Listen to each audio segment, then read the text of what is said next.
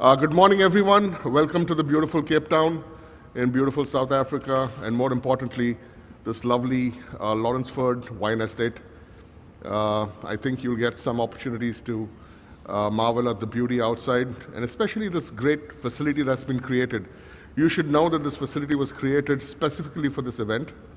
Took a lot of moving of rock and earth and building foundations on the slope of a mountain. It's not been easy, but I think the efforts have been well worth it. Beautiful facility. Before we get started with the day, a point on safety. In case there's a fire event out that way, or there's an exit over here, and just keep going straight down that path to the end of the line of flags. That will be the assembly point so we can take a count. So with that, we have a wonderful day lined up ahead, very, very excited. Lots of fun times as well. And so with that, I am delighted, excited, and ignited to welcome Mr. Rajesh Jejurikar on stage.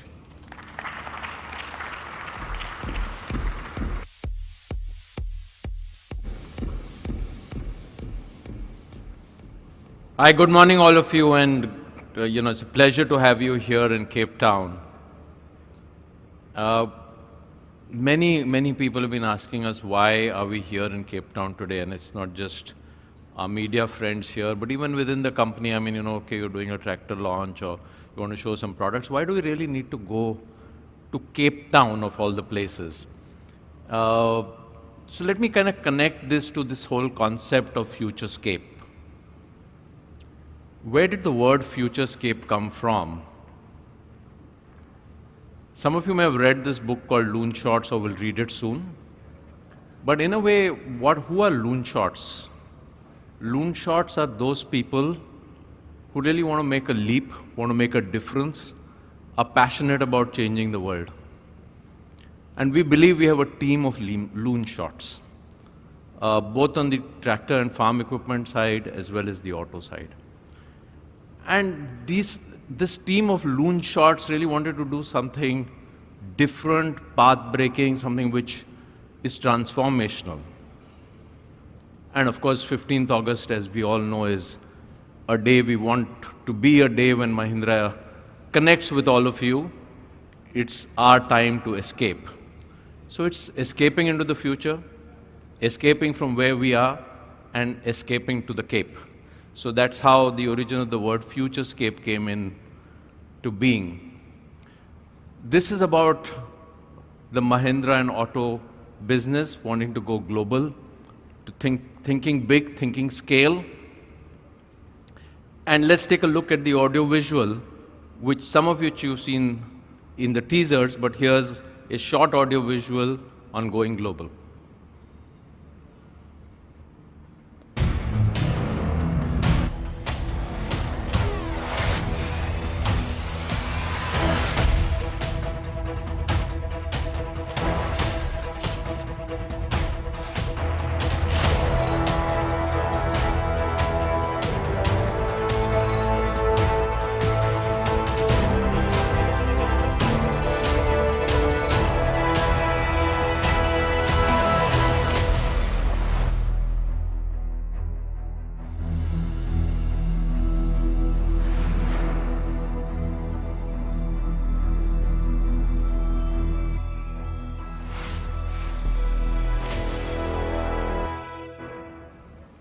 Thank you for being here with us today. Really appreciate you taking time off on a holiday, which is 15th August, every year to be with us. And we really, happy to have you here with us. We thought of multiple locations, as I said, when we thought of Cape Town, but why Cape Town also has a significance to the fact that we have a strong auto business in South Africa already. It's a land of adventure. It's a land of gorgeous farmlands along the garden route, as we all know. And the DNA is really what, in a manner of speaking, our auto and farm business really stands for. We would really like you to experience the go global strategy of the auto and farm business in this beautiful countryside, which will allow you to experience adventure, farmlands, and that's why it's about escaping to the Cape. Today we are going to be doing the day in two parts. The morning is going to be around the launch of the Oja platforms. And this is a global launch. The product will soon be launched in India in a more detailed launch meet, but this is in a way the global launch of the Oja platforms, and we'll talk more about that.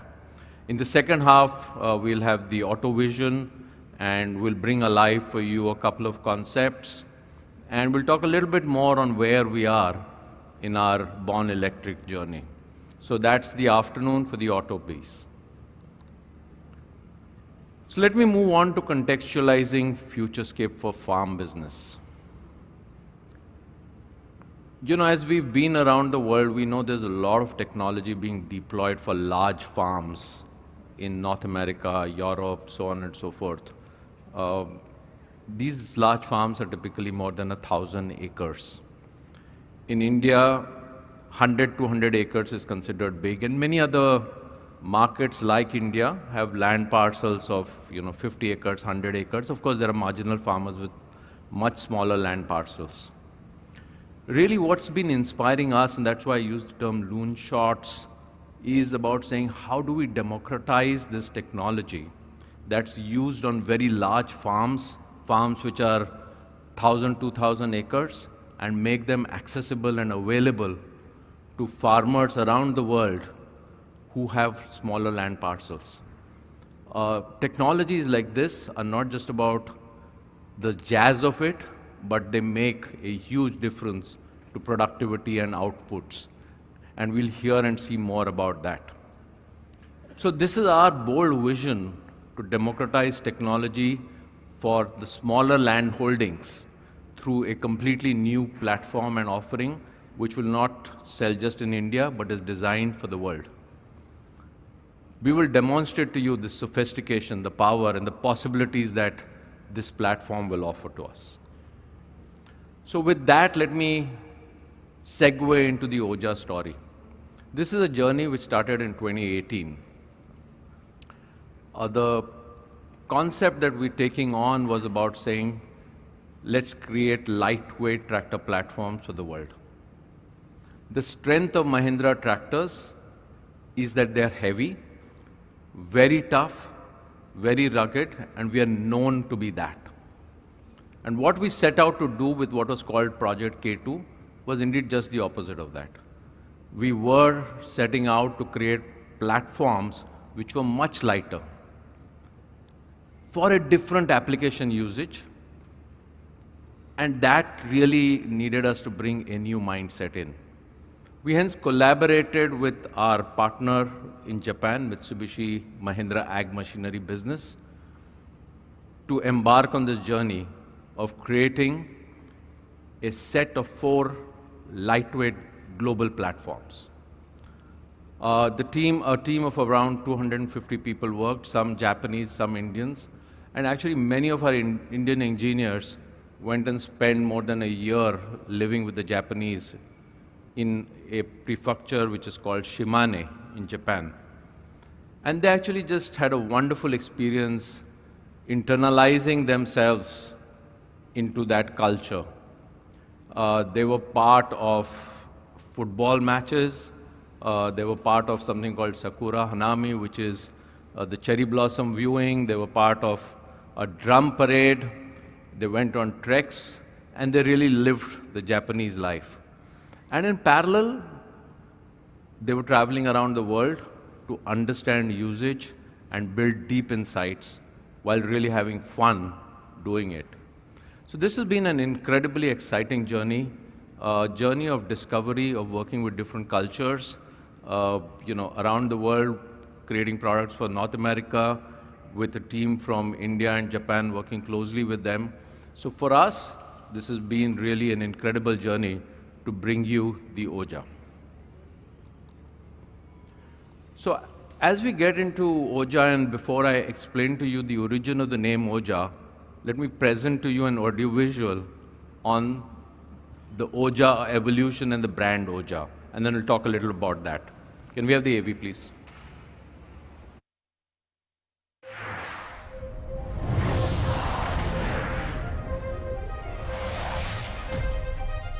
Since the dawn of time, formidable energies have controlled the universe. And the most potent and purest of them all is fire, a pulsating force with the power to renew, to inspire, to create, and most of all, to transform. It is this vital energy that has inspired our revolutionary platform, Oja, a name derived from the Sanskrit word ojas, which means energy, with game-changing technologies in connected intelligence, productivity, and automation. The future of farming is here. Welcome to Mahindra Oja, the powerhouse of energy.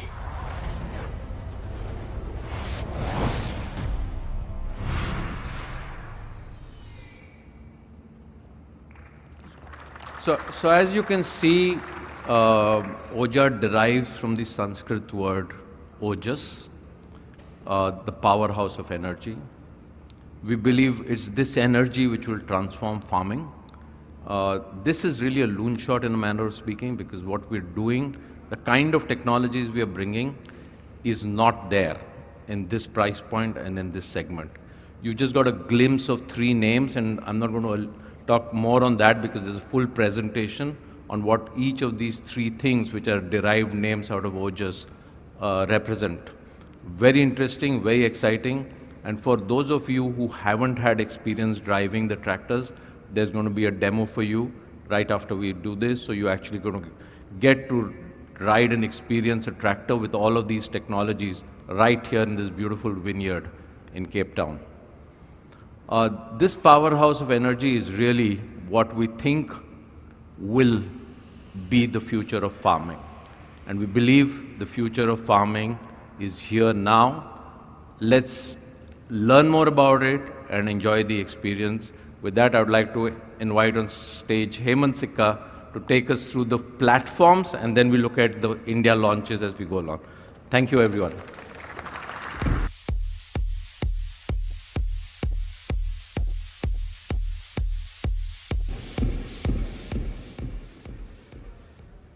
Good morning, everybody. Thank you, Rajesh. So first of all, let me thank all of you for taking this long flight and being present here today on a day which is a very transformative day for Mahindra. As we all know, Mahindra is a global business, and it works from a purpose. Our purpose of forming innovative technology and affordable technology. As you can see from here, we have on-ground presence in so many countries. India, you can see we have product development, manufacturing, and on-ground presence. Japan, Turkey, Finland, Algeria, and also Australia. We have a very large company, Magna, where we have both on-ground presence as well as manufacturing facility. The key to note is that while we go global, Mahindra's farm equipment business is already truly global in some sense. Very large facilities in terms of product development in India, Japan, Turkey, and Finland, and on-ground presence in so many other countries. Let us now see an AV giving you more details about our global business. While the AV is being set up, let me give you a little bit more insight into our global business, which is that apart from having the global product development facilities in India, Japan, Turkey, and Finland, we also have on-ground plants in all these 4 countries, as well as in US, in Brazil, in Algeria, and in Australia. And all the countries that you have seen where you had those yellow triangles, these are the companies where we have on-ground subsidiaries. Can we have the AV, please?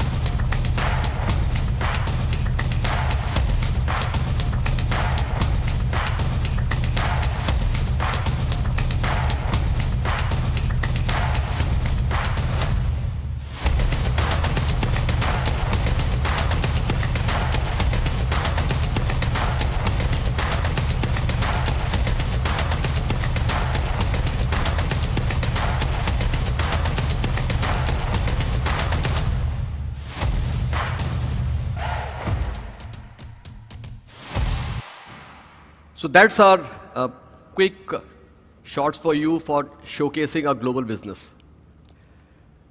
How will OJA platform that Rajesh just introduced to all of us help strengthen our global presence? We are going to target 3 key regions, which are India, ASEAN, and US. We are going to be present pretty much everywhere. 6 continents, other than Antarctica, we'll be present through this platform in almost every nook and corner of this world. This would also open up 12 new countries where currently we don't do any business. And with this, we'll be able to target 25% of the global lightweight tractor industry. Let us now see the 3 key regions, which is India, ASEAN, and US.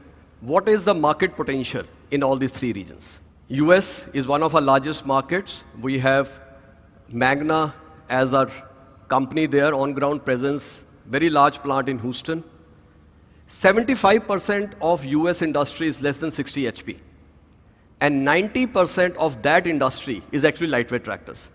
So this clearly opens up 175,000 units of market for us, only in US. Let's look at India. Clearly, the market for orchards is growing very fast. We have seen in the developed world that as the per capita GDP goes up, the consumption of cereal crops begins to grow at a lesser pace than the growth of the horticulture crops. Horticulture is broadly defined as fruits, vegetables, flowers, and we are seeing that consumption of these also have started to increase in India. And that's why when we noticed this trend emerging in 2018, we started working on this project. Clearly, India is a very large market. 4-wheel drive demand is growing up. We have seen that the market, which was almost non-existent some years back, is now significantly growing for all product categories for 4-wheel drives. And similarly in ASEAN, where pretty much the entire market can be addressed by OJA platform. The total market size is about 80,000. 95% of that is actually less than 60 HP. And we are going to target almost the entire market there. So that gives us another 70,000 target segment.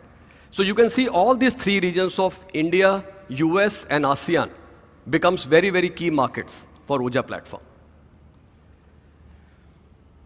Which are the customer segments that we are targeting in the key markets?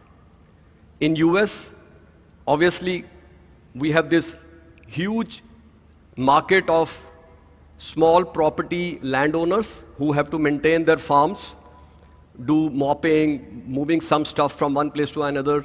We have golf courses, we have very large market of orchards, hobby farmers, landscapers. Now, these are the markets where Mahindra has traditionally been very strong. And with OJA platform, we want to win in this market hands down. In India, I spoke about orchard. Paddy is another market which is a very large market in India, currently being serviced by heavy tractors. We believe that with the introduction of lightweight tractors, it will help us grow that market also and move that market, which is predominantly currently a 2-wheel drive market, to a 4-wheel drive market. Vineyards is another application. As the production and consumption of wine increases in India, we believe that this market also is a very strong market. And we feel that with the small size of the tractors, OJA platform will be able to go into cotton and sugarcane crops also. So there are many, many crops where we believe that OJA can do very well. ASEAN similarly, we know ASEAN market is a very strong paddy market, orchard segment again. And with all of these segments, we believe that we have a very good product offering for our customers. What are the customer expectations from a product like OJA? Unmatched productivity, because clearly productivity is the key driver for any buying decision. Farmer has to get work done from these tractors. Productivity is absolutely the key driver. Modern style and design, automation, and this is what Rajesh spoke in his opening comments, that we are looking at democratizing the technology, and it also aligns very well with our purpose, where we spoke about affordable new technologies. So automation is clearly one driver. Connected platforms, again in the same way, how do you bring in technologies which were so far available only on very expensive tractors, how do we bring them to affordable tractors, and comfort and convenience features. Let us see the next AV, please.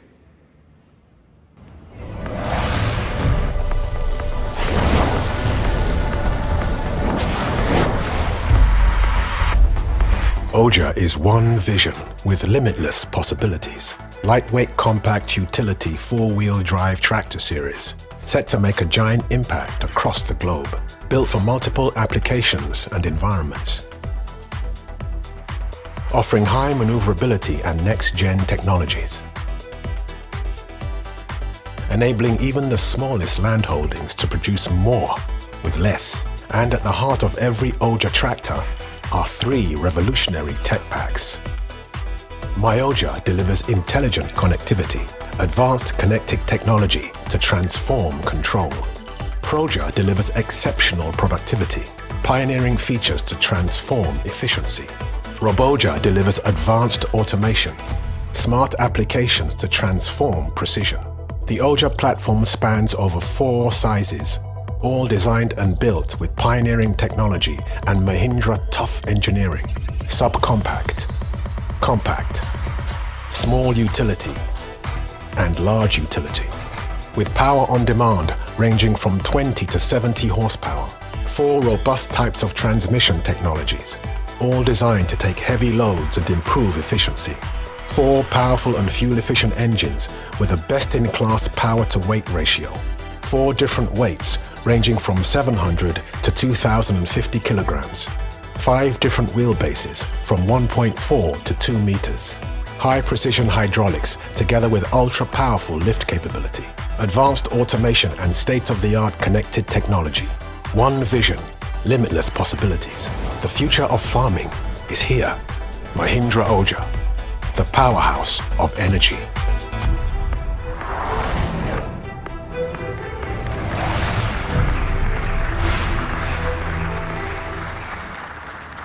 So friends, that's OJA platform for you. I will again cover some of the key highlights, what we showed to you in this AV. So the platform is very versatile. We have 4 platforms coming from basically the same family of OJA. We have subcompact, we have compact, we have small utility, and large utility. So 4 different tractors per se coming out from the same platform.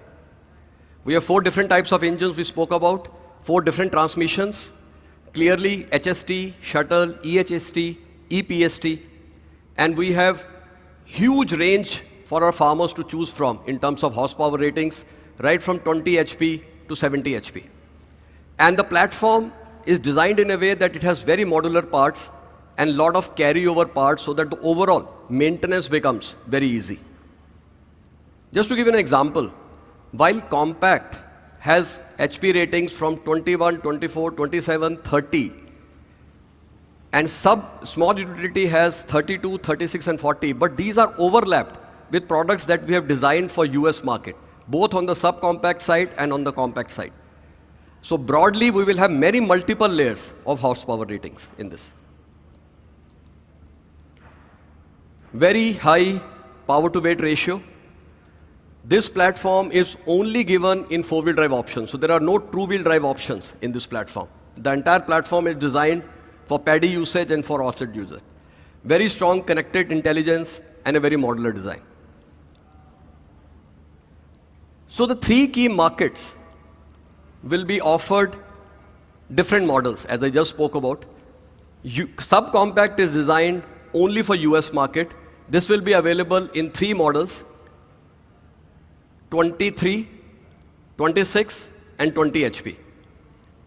Compact will be available for US, ASEAN, and India in various HP segments, as I just narrated.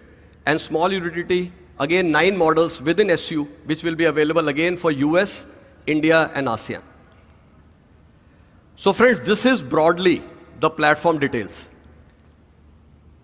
4 platforms, 3 key markets, 20 to 70 HP range, all 4-wheel drives, Orchard, paddy segment, 4 engines, 4 transmissions. I don't think there is any technology which is left out of it. It is a connected platform, and there are several technologies which we will showcase to you, and my colleague Vikram will cover more details of that. Vikram?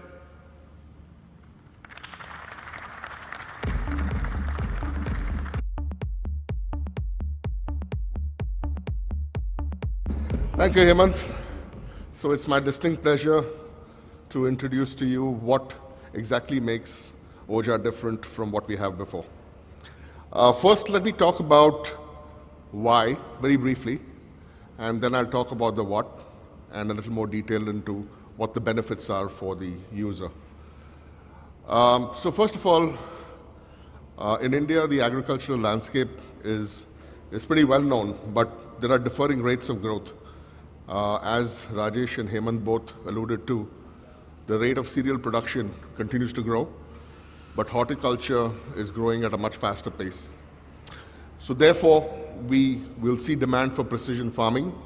Expect that to grow up to 60%, 5 to 10% to 60% now by 2030.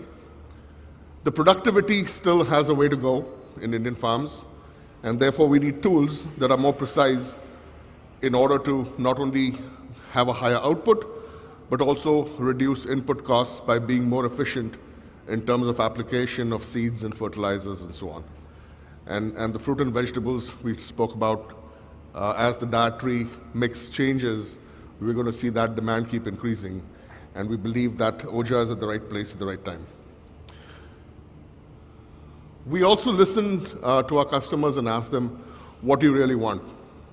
As things evolve, what is it that the next generations are looking forward to?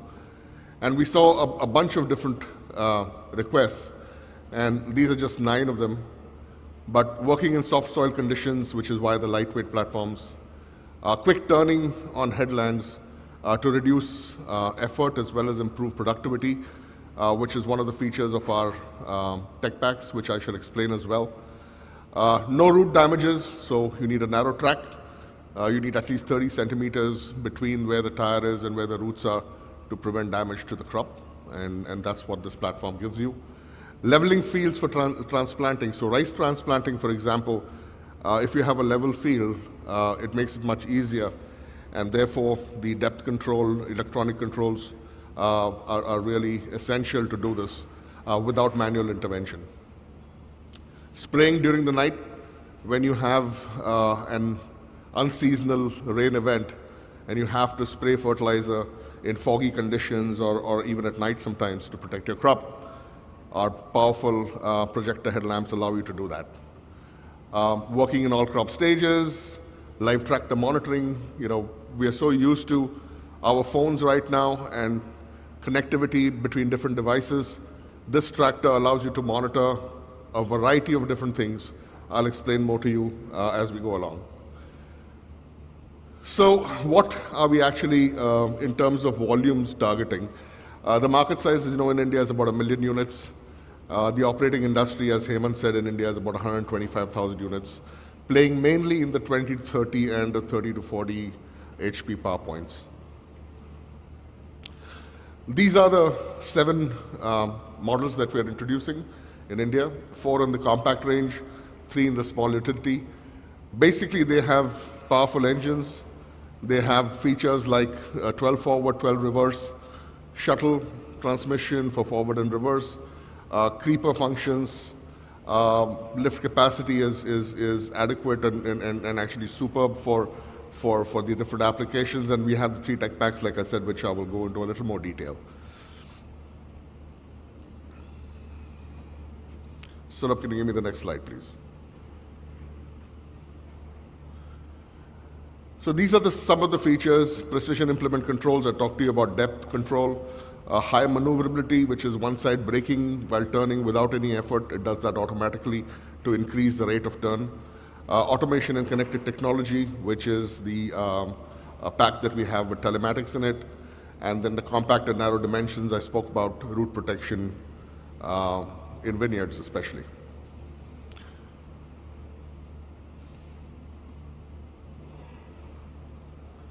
So these are the 3 tech packs that we have on the platforms, and we call them Proja, Myoja, and Roboja. Again, like Rajesh said, derived from the word Oja. Proja is the productivity pack, allows you to do more with less. Myoja is the intelligence pack, which tells you everything about the tractor, within the tractor, and the location of the tractor. Roboja is the automation pack, which allows you to do things without manual intervention, improves comfort level, improves preciseness of the product and the applications. There are some videos I have which I will show you. I think that will make it a bit more clearer. And then, of course, we're available after the event for discussion as well. So the first one is Proja, which is our productivity pack. It has the forward reverse shuttle and the creeper mode. As you know, the creeper mode is something that can allow you to travel at 0.3 kilometers per hour, really, really slow speed that improves precision in seed planting and for different applications. And this is a feature that we have. We have the tilt and telescopic steering, which allows the operator to actually operate it while being bent over, especially when you have vineyards, for example, which are grown and you've got grapes hanging, allows you to adjust the height and the steering tilt. Projector headlamps, we spoke about operating in foggy and dark conditions. The video will show you more. Saurabh, video, please.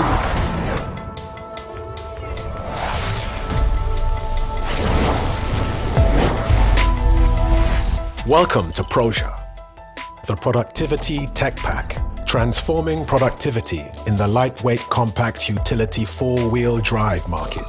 Pioneering features to maximize the potential of tractor and farm. Revolutionary new driver controls, helping farmers to do more with less. One tractor for multiple applications. Proja pioneering features are rewriting the rules, saving time and bringing efficiency in every field application, driving up accuracy in every row, saving pesticides, fertilizer, and fuel, revolutionizing comfort in long working hours, reducing costs of fuel with rugged performance. Working in dark hours has never been comfortable like this. Proja is setting the standards, bringing down costs, delivering more power, and shining brighter. With Proja on board, so much more is possible. Welcome to technology that is transforming farming. Proja. Transform farming.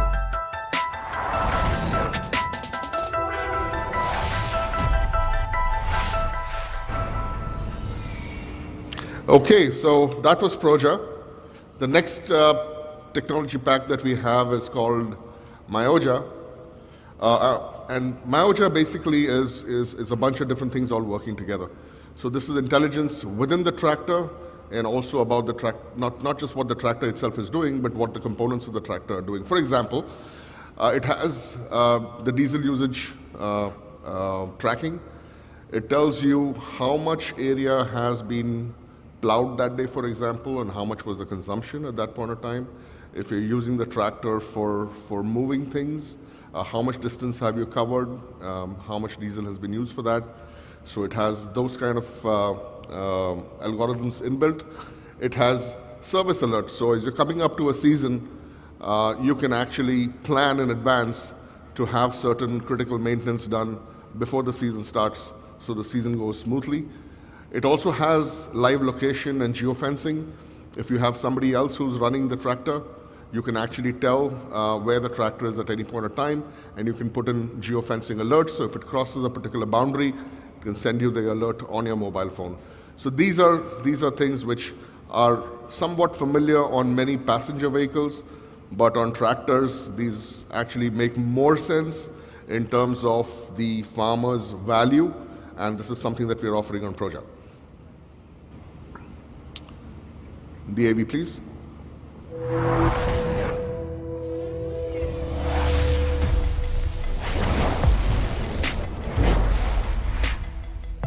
Welcome to Mahindra, the Intelligence Tech Pack, transforming control in the lightweight compact utility four-wheel drive market. Next-gen connected intelligence generating real-time data to deliver intelligent insights, maximize control through live tracking, enhancing tractor productivity through fuel monitoring, monitor efficiency through measuring coverage remotely, optimize tractor health through critical service alerts, and enhance security through custom geofencing. With Mahindra on board, so much more is possible. Welcome to technology that is transforming farming. Mahindra, transform farming.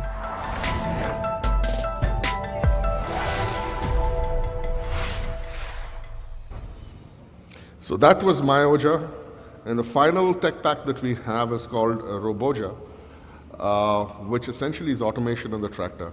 What it does, it allows you to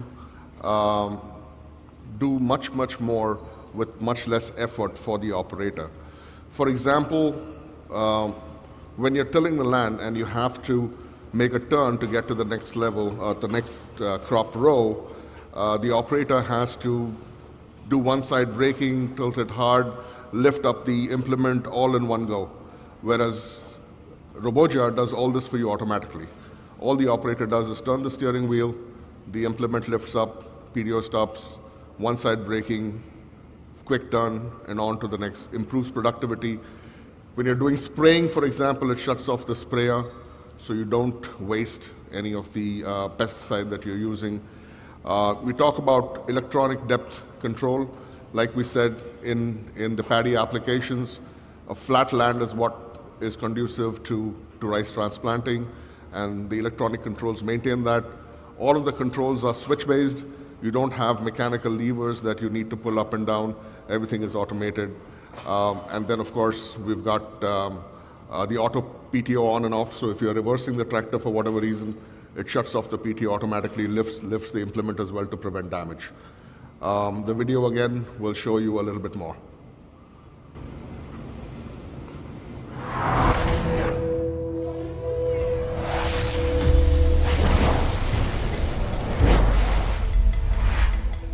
Welcome to Roboja, the automation tech pack, transforming precision in the lightweight compact utility four-wheel drive market, redefining automation to minimize operator workload, and maximizing productivity while driving down costs.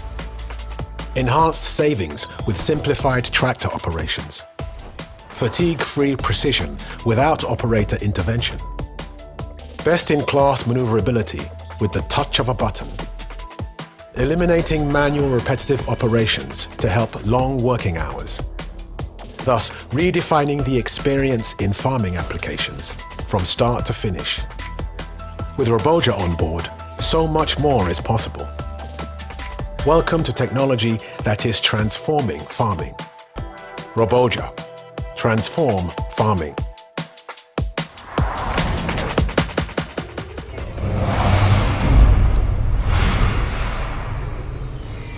So there you have it, 3 tech packs.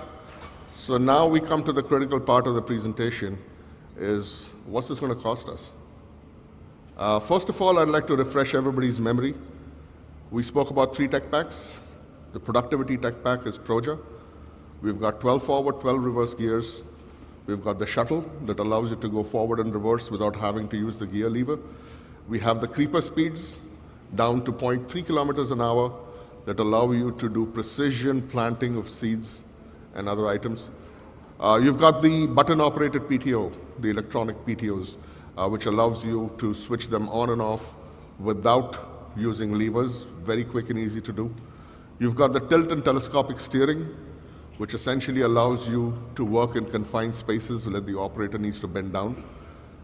Then we have the MyOja, we spoke about that. We spoke about the telematics and what it can do in terms of the positioning of the tractor. We spoke about the service alerts, which are enabling you to make sure that the tractor is in perfect condition before the start of a season. And then you have the automation, the Roboja features, the auto PTO on and off, the reversal, lifting of the implement at the time of reversal, and the auto implement lift, and all of that. So this is the stuff that we have on the Oja. And our competitor, who we will not be naming, has 9 forward and 3 reverse and none of the rest. They are priced at 582. Actually, Vikram, there is no competition to it. I mean, you can see. The product that we are showcasing here is the 27 HP Oja, and the nearest competitor, as you can see, doesn't come even close. So what should be the price? So the price for Oja 27 HP is 5,64,500, 564,500 rupees. As you can see, the product is much superior to the nearest competition. The nearest competition doesn't have any of the tech packs. This comes with all the 3 tech packs that Vikram explained in detail, and so many other features. Thank you, Hemant. I think that was a wow price. The next product that we have, which we would also like to discuss in terms of comparison, is the 40 horsepower. Again, we've got the productivity tech pack. We spoke about the number of gears, forward, reverse, creeper speeds, the PTO, electronically operated, telematics, service alerts, auto PTO on and off, implement lifting, one-side braking. The competition, different competitor this time, but competition is priced at 735,000 Indian rupees. With that, again, I hand it over to Hemant. And the price is 735.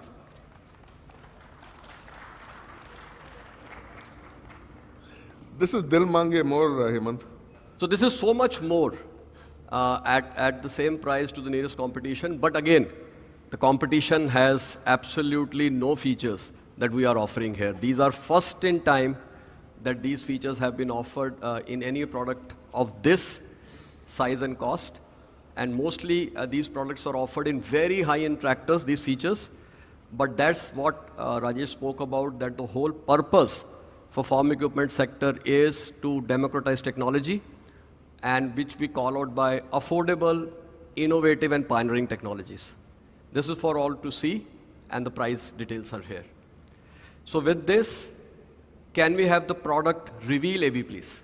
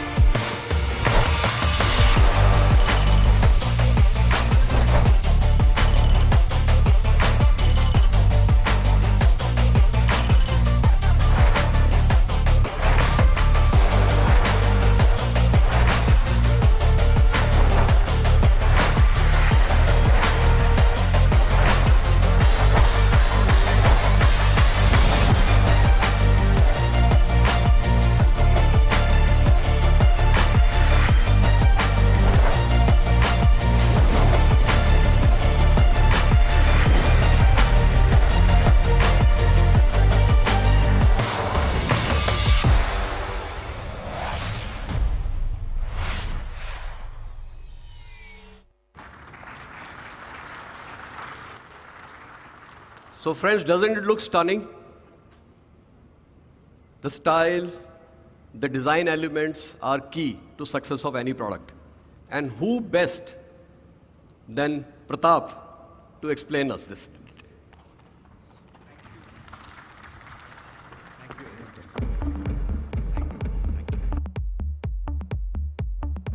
Can you hear me? Good morning.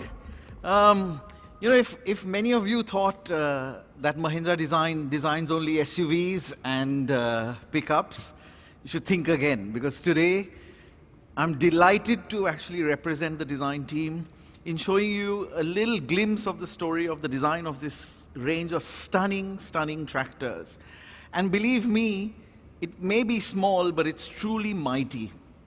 And I was just speaking to Velu just now, and he said, Pratap, you all have designed the SUV of tractors. So I think, that's a sort of compliment in a way, but the effort, the care that went into designing this range of products is exactly what we use in our product design process. So I'm just going to try and move this forward. Yeah. Now, when we started, we established some design pillars for the tractor design. And these pillars are based on three very simple key words. It's a tough tool, as Vikram and Hemant mentioned. It's a tool. It's an implement for livelihoods around the world. Function and versatility is above all else. And we've added this third pillar, which is aspiration. These farmers, though they have maybe small plots somewhere, smaller land parcels, are seeing SUVs, are seeing cars, are seeing global products around them, and they aspire to be a part of that as well. So that aspirational element is as important as the other two. Though the design process for tractors, automotive and product design come together to create a perfect balance of form and function. Form and function balance in tractors is absolutely key and critical. It may look nice, but if it doesn't perform, you have a problem. If it performs but looks very agricultural or not refined, you still have a problem. So we started the sketching process, and you can see how dynamic the early sketches from the designers were. It was almost like, Velu-san, you mentioned it, almost like an SUV of tractors. It had to signify speed, it had to signify lightness, but strength, and those were key in these first sketches. Then, of course, we start giving it a little more shape, refining it. They are in 4 or 5 different sizes across the different ranges of platforms. So you have to try and balance those elements that it works across the family of tractors. This is not just one tractor we were designing. The unique challenge was this family approach. And like Vikram said, the insight was also that the farmers want to use it at night for spraying or for other purposes, for even traveling. And we focused or zoomed in on what we call the eagle eyes. It became the central design feature for the face of this tractor, to give those 4 projector light beams or the 4 projector lights a character. And that became the basis of, like I said, the face of the tractor. And you can see right across compact, subcompact, small utility and utility, there's a family look that defines the Oja range. The family look is very, very important. That you see this product from a mile away and you say, wow, that's the new Oja coming towards me. We, of course, there's a reason why the hood has a certain shape. We mentioned it works in tight areas, in small farms. So the front visibility is very, very important. And that's why you'll notice when we show you the product, the hood is, or the bonnet is curved to give you that better downward visibility. Again, part of the ergonomics of the tractor. And talking about ergonomics, all the controls, a farmer's typically working 8, 10, 12 hours in the day. All the controls are very, very conveniently located around him. And also we've through color, marked out some of the important functions that they may have to reach for. But everything is around you. So the tractor is designed around the farmer. And like you can see, all the controls are within arm's reach. There is no strain, no stress to actually reach these controls for everything that they might have to do throughout the day.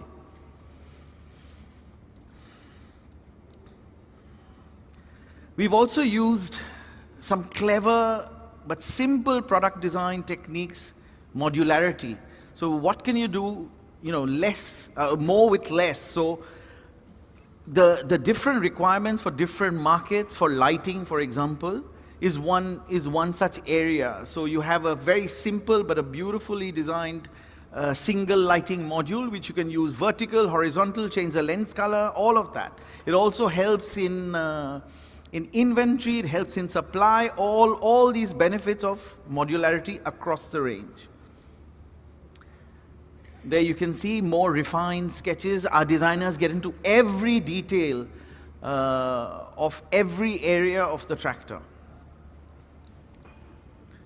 The displays have to be clear, they have to be seen in the day, in the night, in the rain, in fog.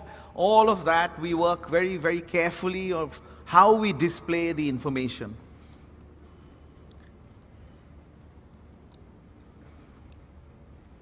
And then we go into a design visualization. We use all the computer-aided styling tools in our studio in Mumbai, and we create really high-quality images like this, which are obviously shared with our technical team, and we converge on the design. And you can see again the gaps, the fit, finish, shut lines, all are automotive quality. And I'll tell you how we did that as well. So, like we said, we visualize the entire range to ensure that parts are swappable, they're used across the range, etc. And we develop the family feeling. A unique part of the process, it's truly unique, is the use of the full-size clay. And why do we use this? We can refine those surfaces, those gaps, those joints exactly like we do in the automotive world. In tractors, believe me, this is not so. I think the power of the Oja has got the building excited.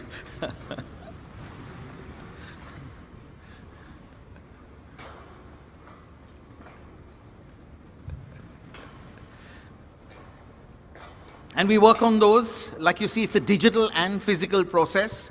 We go from digital to physical, very, very often. We go back and forth to refine the product. And then the management would see something like this. So Hemant, Rajesh, and others would see a full-size clay model of the tractor for the final sign-off. And you can actually sit on this, climb on it, touch it, feel it, all of that. And it's very, very important. Again, Vikram spoke about the width of the tractor, but we didn't want to lose the strength. Like I said, small but mighty. These are the others in that range. And then we put it, of course, in our own internal visualization. We put it in the environment that it would go to. So, this is literally where we are now, for example, in a beautiful vineyard. Of course, that picture's in summer. It could be in one of the farms that we've spoken across the world. And it could be in the US situation where, people use it for gardening or hobby farming. And you can see how well it fits that environment, and it's truly aspirational. So there's the whole family, and you can see the family feel is across this range of tractors. They're not just four sort of random designs. They're all carefully thought through so that they all look part of the Oja family. And so that was, in a nutshell, the story for the tractors. And I think, without further ado, let's have the launch sequence, please. Thank you.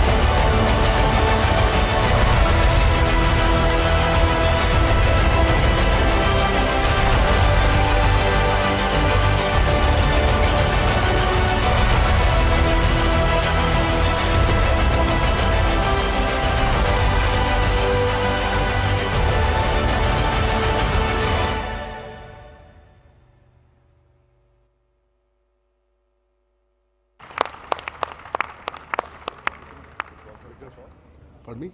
Yeah, we should. We should. Sorry?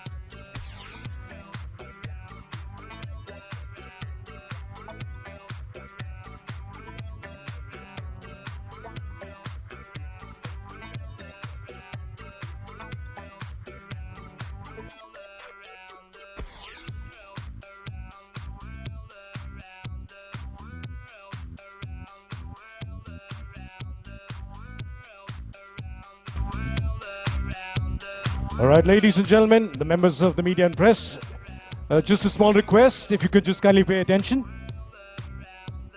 So from here on, we move into the second phase of the event, where we have divided you into 3 batches. So the batch 1, that includes all regional agri-magazines, agri-YouTubers, agri-journalists. You're requested to follow Siddharth to the demo area, Once again, I repeat, all the regional agri magazines, the agri YouTubers, the agri journalists request you to follow Siddharth to the demo area through that exit which you see right over there. Siddharth is going to be right there. He'll take you out from there. Batch 2, that's all English main lines, financial dailies, news wires, business magazines, and auto trade magazines, all interested to interact with the FES leadership, to kindly follow Arthur. Arthur is right here to the media center. Arthur, if you can raise hand. So that's Arthur, so that you will follow him to the media center. And all the 4 channels, we request you to kindly stay back over here for the interviews. So if you can just kindly stay back to interview Mr. Rajesh Jijorikar right here. So you request you to stay back in the dome. For the other 2 batches, batch 1, you move to the demo area with Siddharth. Siddharth, if you can identify yourself right now. Siddharth, can you just raise hands? Yes, so Siddharth is right there. If you could just follow him to the demonstration area.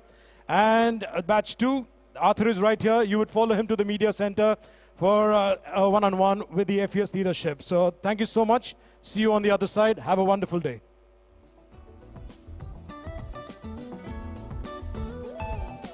So once again, just to let you know who are in what batches. Batch 1 is all regional agri magazines, agri YouTubers, agri journalists. Request you to follow Siddharth to the demo area.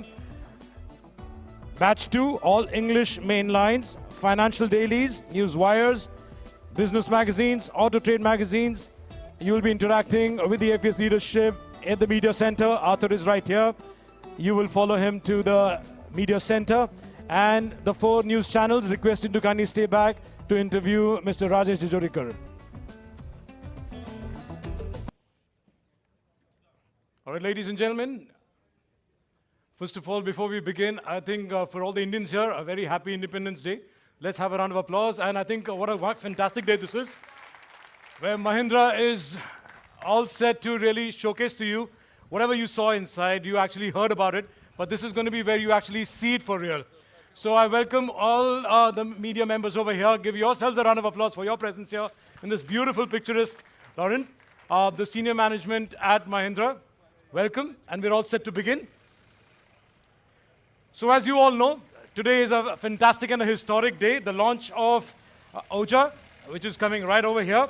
And it was all keeping in mind Mahindra's vision to go global. And OJA, as you all know, gets its name from the Sanskrit word ojas, which means energy. And OJA tractors are a series of tractors that derive its source of energy from 3 revolutionary tech packs, which you already heard inside, which is the Proja, which delivers exceptional productivity, the Roboja, which delivers advanced automation, and MyOja, which delivers intelligent connectivity. So as you all know, OJA looks great. You actually have seen it up close and personal. It's a light wheel, compact, 4-wheel drive tractor series. So today, on this wonderful historic day and the Independence Day, we have revealed 3 platforms here in South Africa for you all. They are the Subcompact USA, Compact India, and Small Utility India. We also have the revolutionary OJA tractor models launched for India from 21 horsepower to 40 horsepower, as you can all see right over here, and as you went in closer. So let me just point out the series that we have for you over here, so you understand what we are actually seeing right here. This is the Mahindra 2121 OJA. Right here, we have for you in this 2124 OJA. Right on this side, we have the 3136 in the 31 series. We have the 2127 right here. So if you were just to understand and how we made it very easy for all our farmers, if you see the last 2 digits, they talk about the horsepower. So that's how easy it is. So if you actually were to say 2127, so we know that the last 2 digits determine the horsepower of this wonderful, wonderful tractor that we have over here. This is the Mahindra 2127 OJA for you. So ladies and gentlemen, what we're going to do is, we would really want you to have an applause, because it's the first time in history that a company is launching on a global platform. And being an Indian company makes us even more proud. It's a global product engineered in India. And I think this is going to be absolutely wonderful, because this goes to the US, the Asian countries, and it's going to be sold in India. Let's have a big round of applause for this wonderful achievement. Well, as you all know, our brand purpose is to transform farming, and so this is what we are going to be doing over here. So without further ado, I'm going to take you into the features right over here, ladies and gentlemen. So we're going to be starting off with the Mahindra 2127 Oja. Right here for you. Our technology packs, as you all know, we have the Roboja, we have the Proja, and the Myoja. You already heard about it. So as you can see right over here.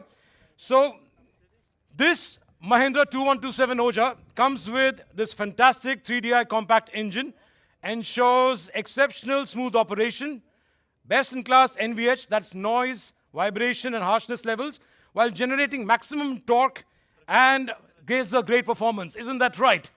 Absolutely, because he's been at it, and I've been watching him do that, and he's always got a smile, and he's got a smile even right here. All right? So right here we have for you, as we move in further, we have the front and rear shuttle features that offer multiple reverse speed options, leading to improved work during the field operations. It's not easy. So usage of a single lever will both move it forward and in reverse direction and ensures 15 to 20% of time savings on each turn. So as we move in closer, we have the creeper, which you can see right here. All right, so it's right here. You can see this. So this makes sure that the farmer operates with precision and never misses the mark. So when you're sowing the seeds, you need to have it really precise. So it actually has the lowest speed of 0.3 kilometers per hour. That is slowest than the slowest walk you can imagine. But the sowing of seeds is with such precision and lay mulching sheets with such ease. It's all done with the help of this wonderful thing that is the creeper, in the creeper mode, right? So this is how easy it is. All you do is shift it and it's right there. So it does that for you. And we talk about this wonderful thing, which is, I think, one of my favorite features, is the tilt and telescopic steering, which gives the operator the flexibility to adjust both the angle and the height of the steering position. Everyone comes in a different body size, so you need to be really comfortable while you're on this wonderful tractor.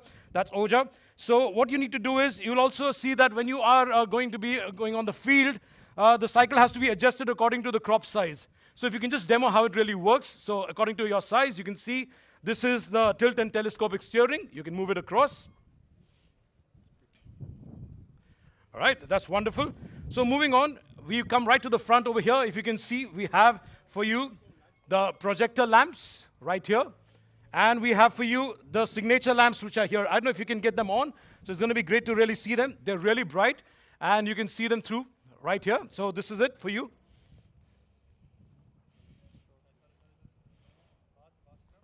All right, we'll do that. Let's move on further. So another great feature of this wonderful Mahindra 2127 Oja is the wet electric PTO, or also known as the ePTO, which is right here. If you can just come closer and you can show this.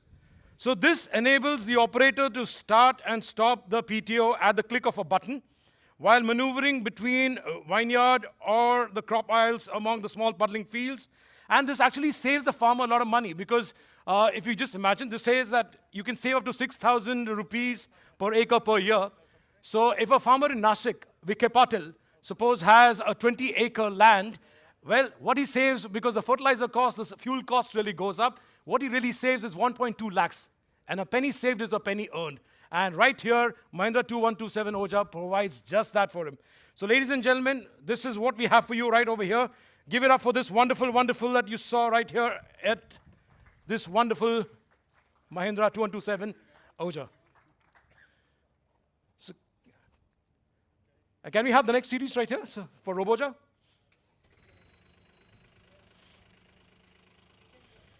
Yeah. Well, in a few moments, we'll be demonstrating to you how this is going to move around.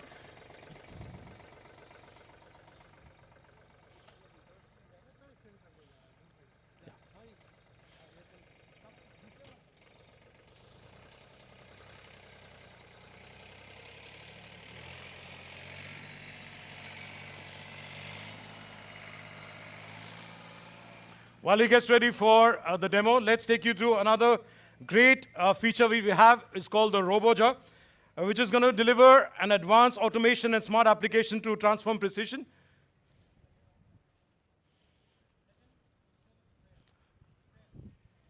Oh, so we're doing that part, right? Okay. Well, you can see the application go through. This is the sprayer. So 60% of the time the tractor is used for vineyard farming. So the sprayer types are mounted sprayer and trail type sprayer. It is designed to give uniform high volume air output for efficient chemical penetration. So you can see this is the mounted sprayer that's moving across with 200 liter capacity, mostly used in vineyards. And you can also watch in the screen, you can see that the way it's being sprayed across, it's right there. So it's designed to enhance the spraying performance of the Oja tractors.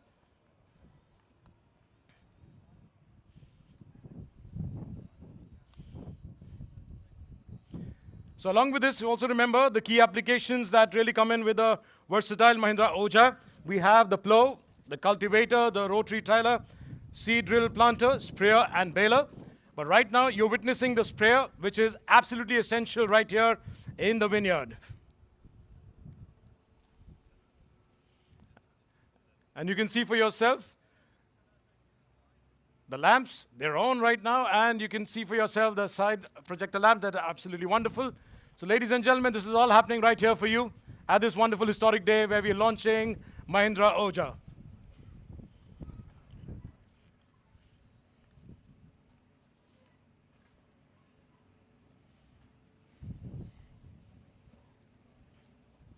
You can talk about uniform spraying, and then also you can, in that, just explain Roboja, not the rest.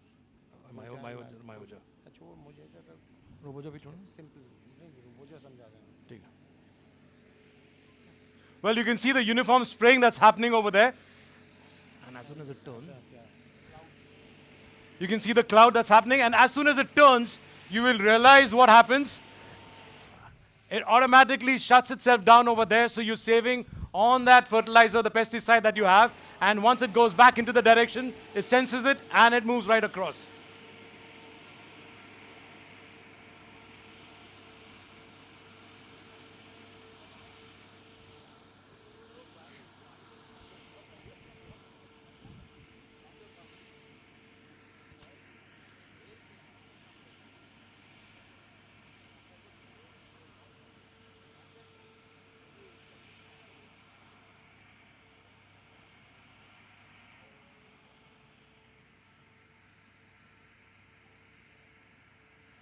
Well, definitely increase the productivity over there. Ladies and gentlemen, we are demonstrating for you the wonderful features that we talked about. This is for the Proja. Next one.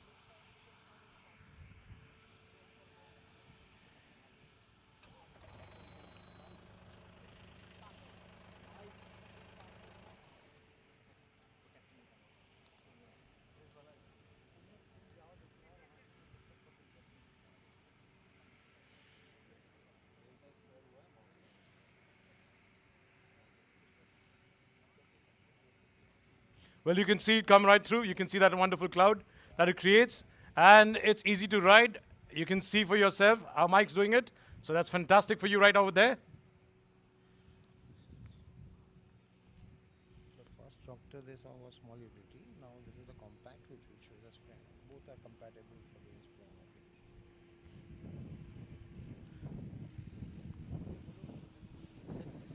Fertilizer spray, it will be hurting him. Well, sir, if you can just move over, that's a fertilizer spray that's going to be coming at you. I guess he's perfect for that.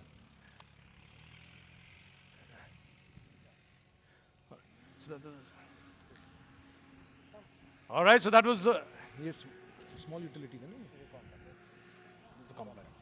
All right, so that's what you saw, the spraying through the compact utility, and now we are actually seeing the next one coming up. We have for you, ladies and gentlemen, the Mahindra 3136 Oja, 36 horsepower, and coming right over for you.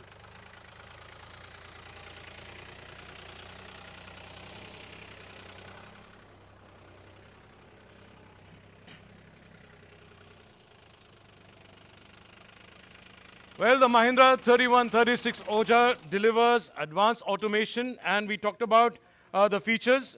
Well, Roboja is something that gives you that automation pack, eliminates the need for extensive intervention of the way you do it manually.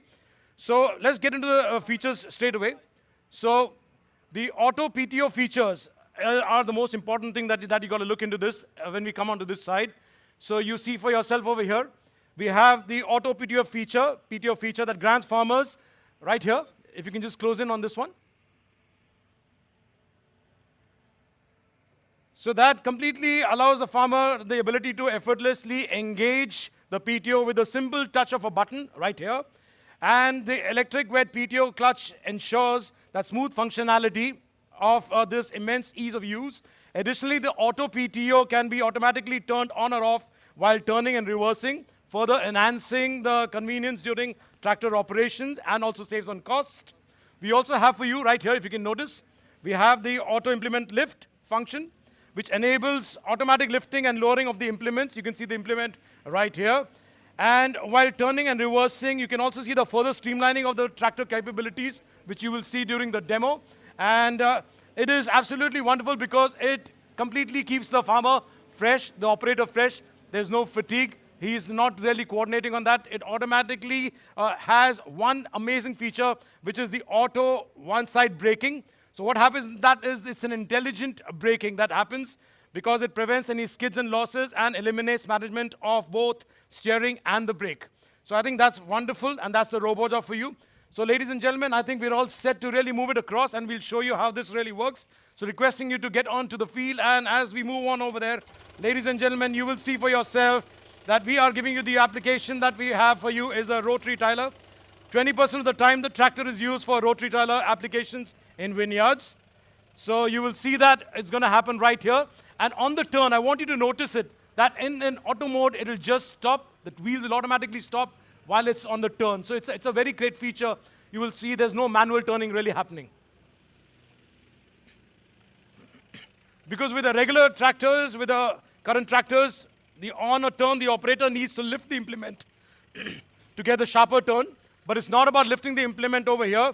The operator needs to keep switching off PTO, pressing the brake pedal, which causes fatigue.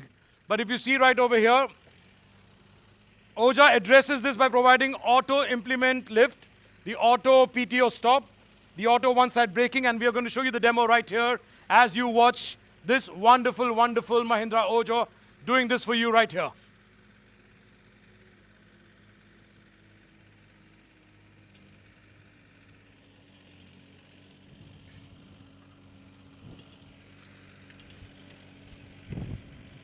Well, I want you all to notice the wheel, what really happens over here when it makes a turn. That is the most important thing that you got to see, what happens to the implement and the wheel. Well, the implement just went up on its own. You saw one side braking, and it moves across right there. And if you can notice, the next time when he comes down, his leg is not even on the pedal. He's just leaving it loose. So that's he's on the turn, the implement goes up on its own, one side braking, and well, he's right at it. Who doesn't want to be a farmer right after this, if it's going to be as easy?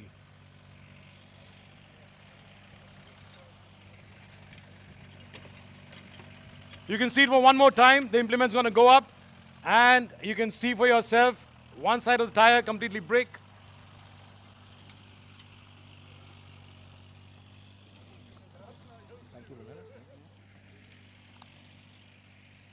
They can come and have a look personally.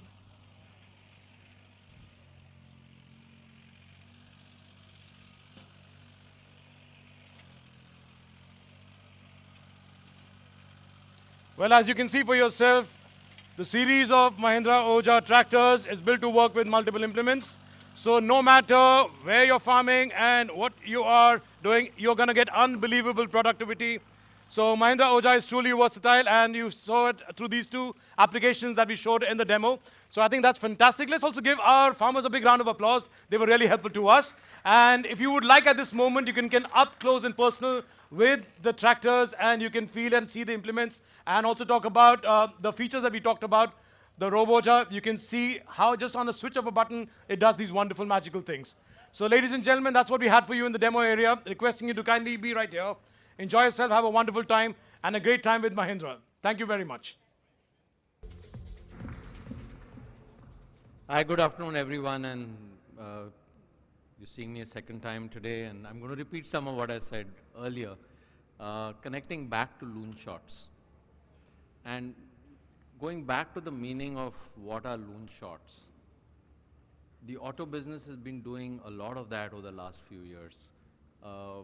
It is about creating new business models, believing in them, and bringing them to life. While we've done all of that over the last few years, we've really taken some big loon shots. You saw some of that in Banbury last year. We moved on to Hyderabad and now on to Cape Town. So it's really now about giving you this view about our future. And the big new thing that we are beginning to talk about is we are going to go global. We are, of course, a strong brand now in India. We believe our products are able to compete with the best in the world in India. And if they can compete with the best and win against the best in the world in India, why can't they compete and win against the best in the world globally? And hence, a lot of today is about that futurescape, which is making our business truly global and future ready. So Vijay is going to talk to you firstly about this whole global ambition, how we are seeing it, the kind of growth we expect in global, and from where that will come. We will, of course, as you've seen in the teasers, talk more about the global pickup. We are in the land of global pickup, which is South Africa, and the South African media, welcome. You weren't here in the morning, and we're delighted to have you with us. This is really a big market, and for those of you who don't know, Vijay Nakra was the first CEO of Mahindra South Africa and was actually lived here for 5 years. So he brings in a lot of knowledge about this market and has been instrumental in creating Mahindra's strength in South Africa, where we run our own network of dealers, and Rajesh Gupta, who's the current head of South Africa, is here too. So that's going to be one part of what Vijay is going to cover. And then we're going to talk more about where we are on what we showed you in Banbury and Hyderabad. Velu will cover that. And then we'll talk about how we plan to build our brand. And of course, we'll show you the vision of the Thar Electric, which you've already got some glimpses of. So all in all, it's going to be a very, very pulsating, we think about 2.5 hours. So, kind of lock yourself in, and there's a lot of excitement coming. Some you sense through the teasers, some will be complete surprises for you. So don't plan to get out of the room at any time, because you don't know when a surprise may come at you. It's going to be very interesting. And let me just recap the auto version of the Futurescape AV before I get Vijay on stage. So thank you, and enjoy the remaining 2.5 hours.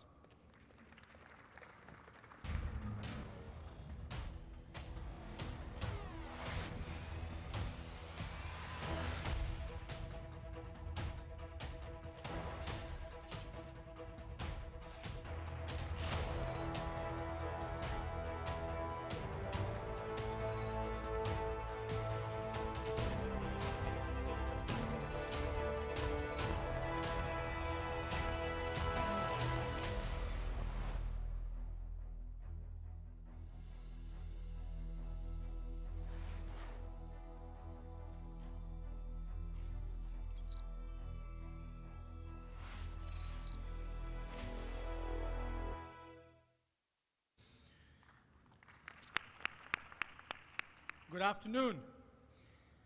Let's treat today as a preface or a introduction to our narrative of going global. Rajesh spoke about the various sections that we would cover today. And I'm sure this story is going to be a very exciting story that will unfold over the next couple of years. But the story today that we're going to talk about is what's in store for us as we think going global. Rajesh also gave an indication in terms of why are we talking about this strategy now today. It's because today India is the third largest automobile country in the world. Many of you all here will know that we overtook Japan last year. India today is a country, whether you look at it in terms of competition, and I was just looking at the number of members who are part of SIAM today. There are 46 automobile manufacturers in India. They all today have got their global products which come into the country. So whether you talk about competition, whether you talk about the kinds of product, or even if you talk about how India is moving as a nation in terms of regulations, emissions, safety, it clearly is an indication that India is a stage for the globe. And in that stage today, on that stage today, we are a brand which is a leader in the businesses that we operate in. We are the #1 SUV player, 5 consecutive quarters on revenue share. We continue to be the #1 player in the LCV segment less than 3.5 ton for 9 consecutive years. And now, with the kind of products that we've launched in the recent past, we have global-ready products, be it in terms of the powertrains, be it in terms of their refinement, be it in terms of their design, be it in terms of features and technology, or be it in terms of safety. So the foundation is set with a range of authentic SUVs that we offer today in the country. We've spoken about the futuristic EVs that we will launch going forward, and we have a strong foundation and right to win with our range of commercial vehicles. It's been a journey from workhorses to entry-level lifestyle products, and something that we're going to reveal here today. And to further strengthen this foundation, we have a global footprint where we design our products in the UK, in India. We have MIDS in India, we have Made in UK, we have MRV in India, we have the Pininfarina as part of our portfolio, and we have the MRV in Detroit. So it's a neural network where we are leveraging on our strengths to create global products. And then, over a period of time, we've developed manufacturing capabilities, competencies across certain parts of the globe. Of course, in India, we have a very strong manufacturing base with 7 plants. We've also set up assembly operations in South Africa, Sri Lanka, Kenya, Tunisia, and as you know, on the tractor side, we also have it in the US. And further, today, as we stand, 25 countries of operation. We are present in both LHD, RHD markets. We have 4 overseas ventures, and we are the #1 pickup exporter from India. Now, as we've been unfolding this journey over the last couple of years, we've even not just taken our products, but we are also transforming our brand in these international markets. We've taken our new visual identity to many markets. And as we take these products to multiple new markets, we are unfolding our strategy of going global. So as part of the journey, we've already begun the journey of going global. We are launching our new SUVs in many overseas markets. We've launched them in Australia, New Zealand, South Africa, and very good response to the SUVs that we brought to these markets. We were a strong pickup player, but now we are adding the range of SUVs to many of these markets. And as we launch these products, we've taken our visual identity and set up some really good facilities in different parts of the world. A quick glance for you, that's Australia, that's New Zealand, that's South Africa, a couple of more in South Africa, and I was here yesterday spending the day visiting our dealerships in Cape Town, seeing their facilities, their showrooms, their workshops, the kind of people they have in the business supporting the Mahindra brand here, the local team that we have in South Africa, truly encouraging and energizing to see what we are doing to take the brand global. That's another outlet in South Africa. And as we start pivoting and moving forward in our journey of going global, as a next phase, we are talking about launching our Born EVs. And we plan to expand to potential new markets. Of course, you're aware we are launching in India. But as part of our growth and aspiration, it's not just about the countries where we are present today. We intend to add new potential markets like UK and Europe. And when we bring the global pickup, we are further going to expand our presence and reach besides the markets where we already are strong by adding ASEAN into the list of markets where we will play. So that's a little bit about the narrative in terms of how the story is going to unfold over the next couple of years. And today, we will now pivot to some of these products that we are going to take global. So let's begin by first talking about how we are ready to explore the world with our global pickup. And I'm going to ask Velu to come in and Pratap to come in and join me. But let me give you a little bit of an introduction to who are we targeting this product, where are we going to play, and what is it all about. So clearly we've been talking about the lifestyle segment. And globally, this segment in the markets where we intend to play, it's about a 2 million market. And with the range of products that we will offer, we are talking about addressing the needs of commute, lifestyle, and off-roading and sports. So it'll be a range of products that will cater to multiple needs spanning across what I would call, or what the industry calls, the mid-size global pickup segment. And the product, the DNA, or the pillars on which the product is going to be built in terms of design and engineering is about being tough, versatile, truly capable, technology or tech-first features, and needless to say, very, very high on safety. And with this range of products, we would expand, as I mentioned earlier, to these potential markets of scale-up which are under consideration and evaluation. With that, I'm going to request Velu to come up here and talk a little bit more about what the global pickup product is all about.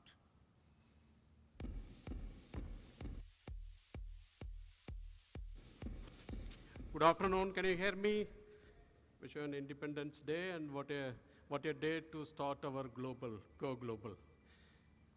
So EPT, the enthusiast, trailblazer, and the pragmatist. These are the three customer profiles that Vijay put it out, and that needs in greater aspirations to be reset with us to design and develop the body-on-frame vehicles and pickups, which naturally comes to us, having sold 900,000 Scorpios in India. So what you see here is the frame, the center structure of the pickup that comes with very high strength material, above 80%, 600 Newton per millimeter squared. It comes with very high torsional and bending, go anywhere in South Africa, of course in all markets as well, but being in South Africa, I have to take the South Africa name first. So it's highly durable, and it also meets the crash performance, let it be G NCAP or Euro NCAP or A NCAP. We're now going to beef up our chassis and body to meet all the crash norms, just like the emission norms. By the way, when we do this, we automatically get the benefit of the best ride and handling performance. Of course, also the refinement comes with the best stiffness, bending stiffness and torsional stiffnesses. So that's the higher order aspirations we have set it for the new global pickup.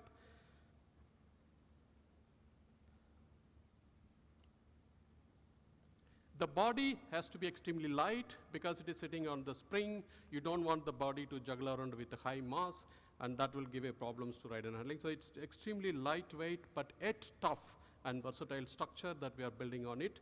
A new body that will be built on the new chassis that we are doing it for the global market. So therefore, it's a go global. All the joineries in the body structure are optimized. You get then the strength without adding the material. That's the clue there. The local stiffnesses have to be improved apart from the regular A pillar, B pillar, C pillar, and the rings that you add to the structures. That's one of the best learnings that we got from our Scorpio launch. So we will put it back to the pickup so you get a very solid body at very lightweight. That gives again the NVH performance that's needed, and again the toughness that it adds. It comes with the Yamaha Generation 2 powertrain with 185 bhp diesel engine. paired with manual and automatic transmissions, very proven, reliable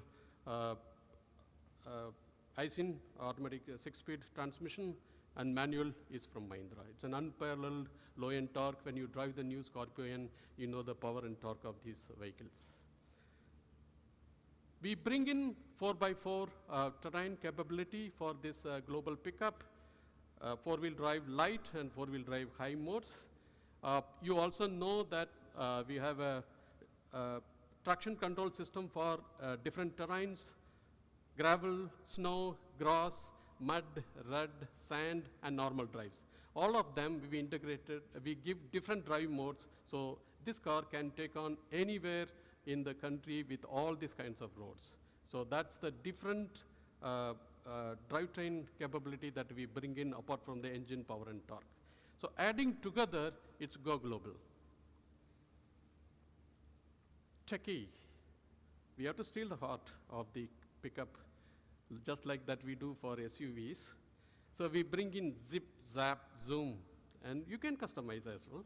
So different modes for the engine and transmissions. Immersive audio experience with a very low refined vehicle in the quietest cabin that you can have. You need an immersive audio experience, so we bring in branded audio experience here. 5G connectivity, we now move away from 4G to 5G. We also bring in semi-automatic parking assist, and of course, sunroof will always be there. Safety is the main pillar and core architecture of our global pickup. As I said, threshold structure that we explained earlier. The crash loads are distributed in multiple ways so that you don't disturb the A pillar and the B pillar. The structure you don't want to disturb when the crash happens so that you can easily open the door. You don't want any injuries to take place of the occupants. So the loads are evenly distributed. It's the new threshold structure that we implemented in XUV700 and then Scorpio and then back to global pickup. We are successful in 5-star in G NCAP. We bring in the same thing for Euro NCAP and A NCAP. We also come with 5R1 camera, 1B, that gives the level 2 plus autonomous driving, multiple 43 features that it offers, and it's the number one selling item for XUV700, all of you know, in India. We bring in for the global pickup. With that, we define the global pickup concept, but this is the small part of the big story that now Mr. Boson is going to reveal about the exteriors and interiors of global pickup. May I request Mr. Pradap Bose to come to the stage. Thank you for the new. Thank you, Velu-san, for the new name, Boson. I'm not sure I deserve a name like that, but there you go. Okay, we've spoken about this being a lifestyle pickup, but how did we bring style into life? And let me show you that little story. You know I love talking about design, but this one is particularly close to us as a design team, global design team, because it's a true opportunity to do something fantastic, something global as we've called it, something fresh on the new gen or the next gen ladder frame architecture that Velu and team are developing at MRV and other places that you saw around the world. So this next generation frame, this next generation architecture really needed an all new global pickup. Okay, as you know, I always talk about design pillars. Modernity is one of them. You know, products live and survive for 10, 15, 20 years. They should always look contemporary, never outdated. Functional detail. For the range of things the pickup will have to do, it's very, very important to treat each detail with care. Mies van der Rohe said, God lies in the details. And I think details is what distinguishes one product from another. Robustness comes with the territory. That's the kind of product it is. And of course, Mahindra bold. You know, boldness is something we've never been shy of. And I think bringing that out in the personality of the vehicle, in the personality of the design, was fundamental. As you know, I'll get out of the way for some of you. As you know, with that brief, the design teams really, go to town. It's almost impossible to stop them. The kind of creativity that flows, and you can see we explore all sorts of directions. But then we of course, through a process of selection and down selection, we come to what's close to the final design theme. And here, even on paper, if you can excite the management team, I think you're sort of on the right path. So when they see these sketches on paper on a big screen in our studios, either in MADE or in MIDS, you can feel that excitement. And then you say to the design team, look guys, I think we're on the right path. Let's keep going. As you know, clay is integral to our design process. A lot of people talk about AI and digital and computers, but I think HI, which is human intelligence, is one of the most powerful forms of intelligence. And when they touch the model like this, when they touch the clay, when each surface is gone over by the hand of a modeler and a designer, you will see the result. We of course get into the minutest of details. I spoke just now about functional details. Everything is there for a reason. There's nothing superfluous in a pickup, and there shouldn't be. Again, the form-function balance is important, but we treat every detail with care. Because when you live with a product for 7, 8, 10 years, you notice these things. You notice the smallest details. It doesn't have to be at first view. Maybe in the second year you realize, oh, I didn't know the lamp has little squares in them. But you do, and that's what keeps it fresh for you. Then of course, like I said, we have very high quality of that visualization of every single detail, but also the overall vehicle. So we never lose sight of overall proportions, overall surfaces, and then the finest and the minutest of details. And here you can see, as it's a concept, we wanted to sort of jazz it up a bit. The tires at the back, the other little accessories. Like I said, it's hard to stop designers when the creative juices are flowing. And then again, in the digital process, we sit and refine every surface, every edge, every line, so that what you finally see comes together as a fantastic, amazing, beautiful whole. And here again, you can see every detail is worked on. And we do this, of course, with our partners in MRV, in product planning, what's right, what's big, what's tough. If you can see the chamfers around everything, it's that thickness of material, it's the thickness of metal, that you want to bring out when you see all these chamfered surfaces. Yeah, and like I said, our visualization, in-house visualization is of a very high order. So I say designed in Mumbai, but for the world. And I would like to show you all an AV about what this global pickup is really about. Can we have the AV, please?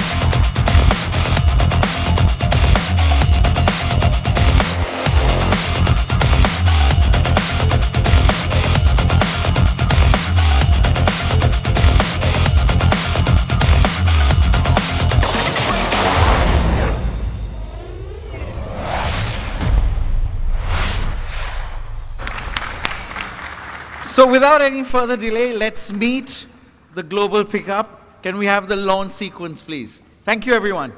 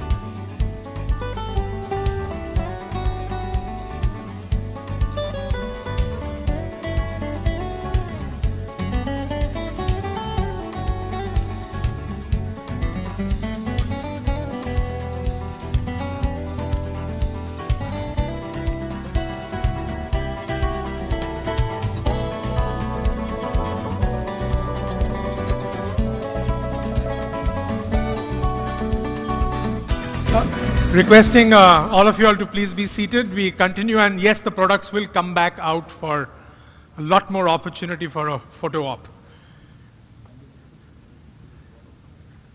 Thank you. Thank you very much.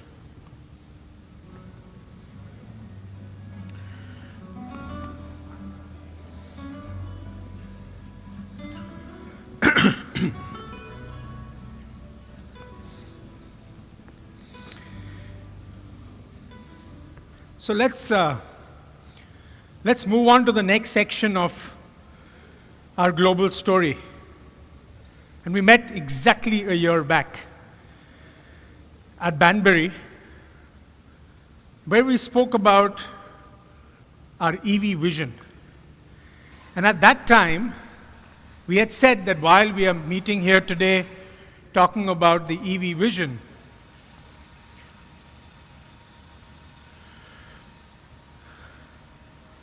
while we were talking about an EV vision over there, we had clearly stated that what we are displaying and what we are showing are not just visions, but they are products of intent to production. So this next section of about 15 minutes is about the 1 year's journey and what I would like to call from vision to reality.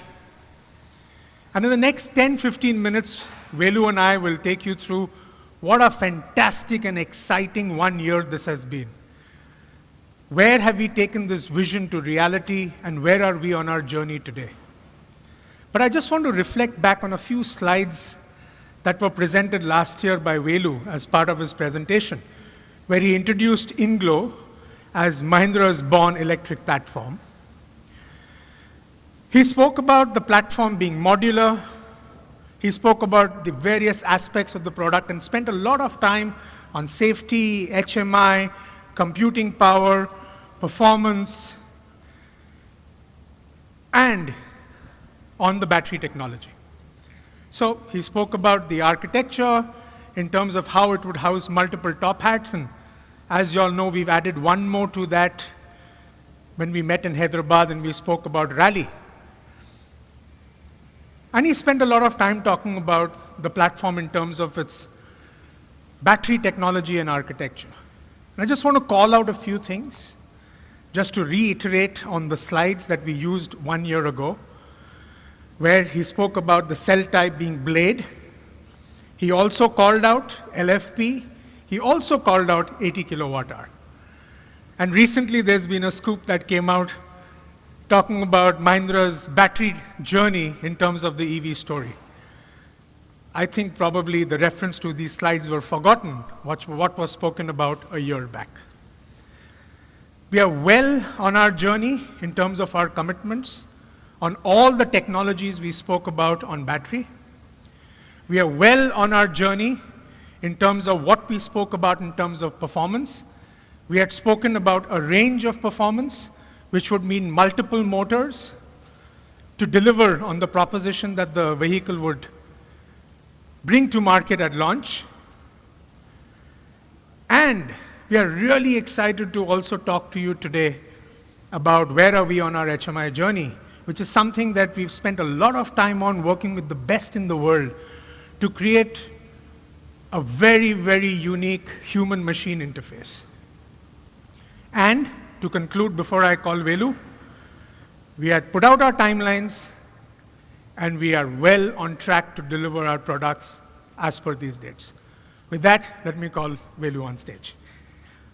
Before that, can we have a quick AV on Banbury to Hyderabad and now to Cape Town?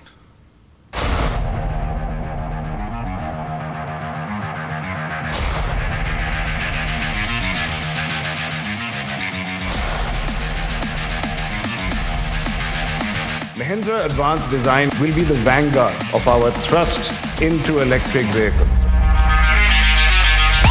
There are a few days in history when you can say that you're witnessing the cusp of change. Revolutionary in form and function, the next generation of performance. The INGLO platform is a new beginning, rewriting the rules to outperform on every level.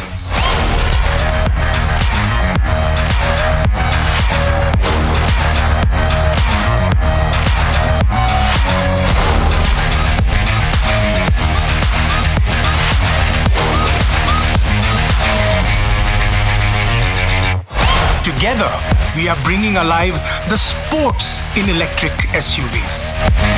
What you've seen here is not just a vision. These are definitive strategic steps. Our plan is to go even bigger, not just in India, but around the world.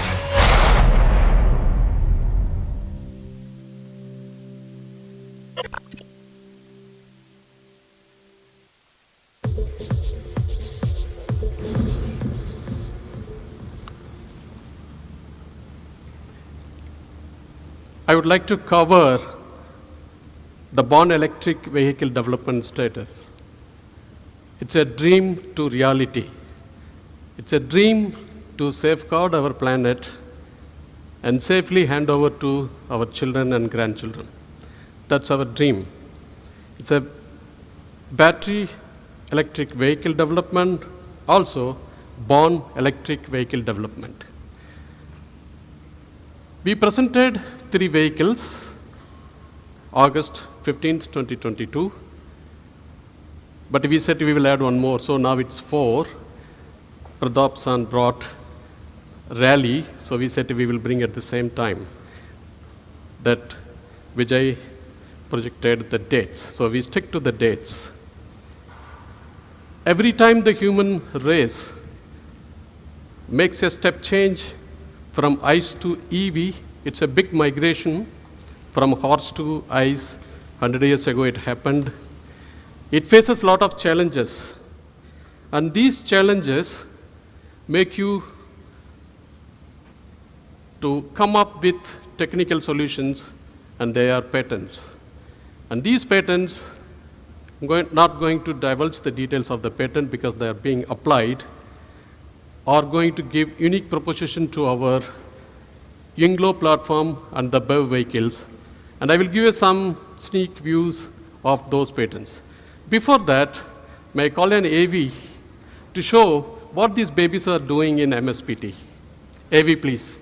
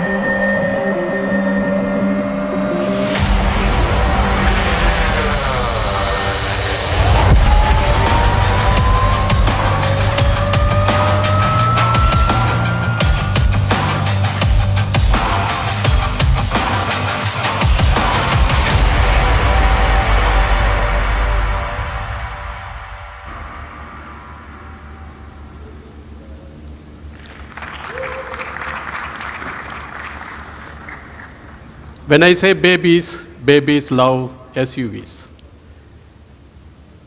At the heart of these SUVs, there lies the technology, battery. That's the most important technology, as in the last 1.5 years that when we are developing 80 kilowatt hour blade cell battery, which Vijay mentioned, we faced 6 challenges. Energy density to get 80 kilowatt hour in the 2775 wheelbase, charging time 0 to 80% in 30 minutes. Many people offer, but they offer for 40 kilowatt hour 50 minutes. But this comes 80 kilowatt hour 30 minutes. Discharge rate, many people say LFBs are suited only for up to 3 or 2.5. We come with 5.5.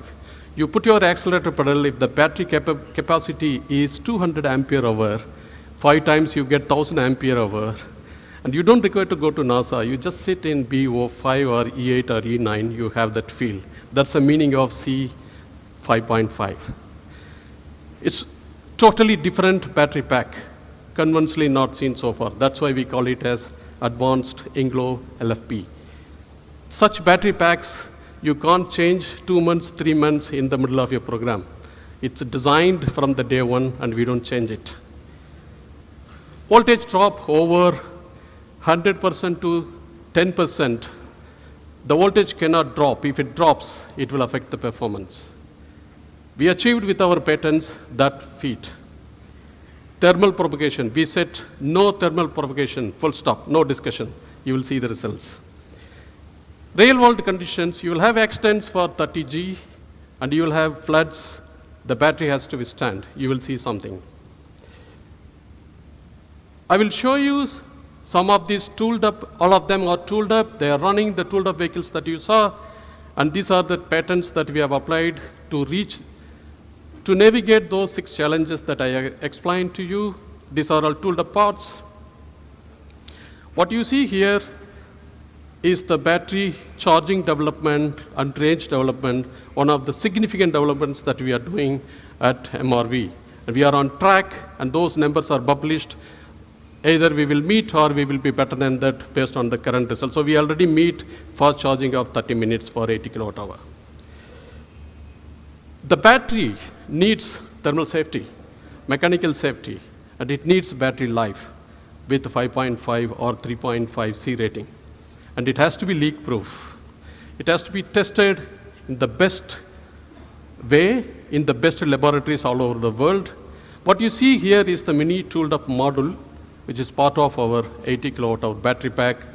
You don't see, even if I pass a nail between the positive terminal to negative terminal. That's the patent. We will share the details, how it happens in our battery during the launch. This is called a nail penetration test. In the event of a side crash, you can go up to 20-ton loads in the side crash, and you crush the battery.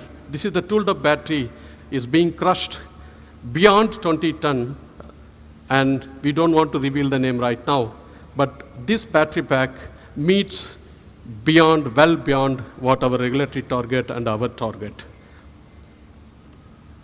It's vibrations that kill most of the time when you get into automobile. Vibrations have many meanings to many people. Just you make it displacement, that's also vibration. The rate of displacement means meter per second, and the rate of displacement per second is acceleration. What causes the problem is not the displacement, is not the velocity, but the acceleration. That's why Newton said force is equal to m into acceleration, not displacement, not velocity. We bring Newton back to testing the battery, and we say, we test it with 30 G. Full stop, no discussion.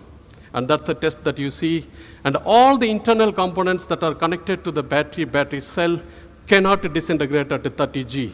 When you make an accident, you go up to 30 G for 5 milliseconds, but the battery has to withstand, it cannot disintegrate. In the regular roads, rough roads, you can go up to 10 G. In potholes at high speeds, the battery has to withstand over the cycle. That's what you see. We are testing these components. What you see here is flooded situation where you completely immerse the battery with fully charged and nothing should happen to the battery. And you always use 10 bar or 4 bar high pressure cleaning for your vehicles. We said we take 100 bar, no discussion. Use the 100 bar using a robot and test no leak should happen. That's the depth of development that we wanted to do when we migrate from ICE to born electric vehicle. We want our battery to be the state of the art.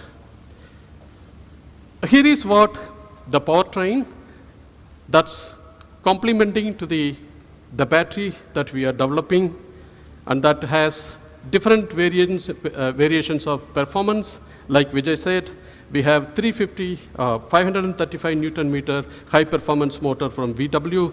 Vehicles are running with VW motors today as I speak. 380 Newton meter entry variant with Valeo vehicles are running with this. We stick to our plan of 15th August 2022. All-wheel drive vehicles we are building as we speak.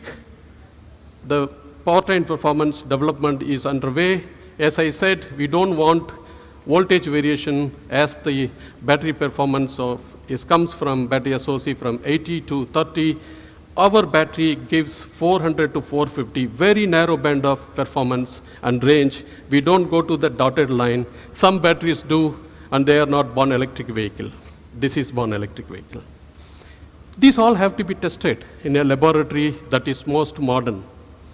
And I want to show you those laboratories where we test this. May I ask for the AV, please?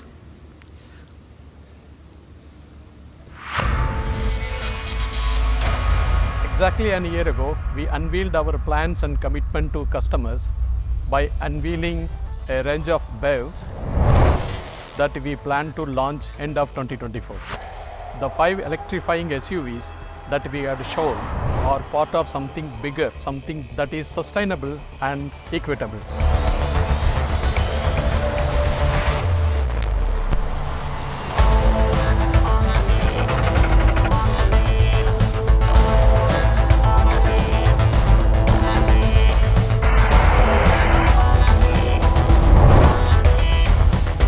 That is the Mahindra way of promising an exciting future.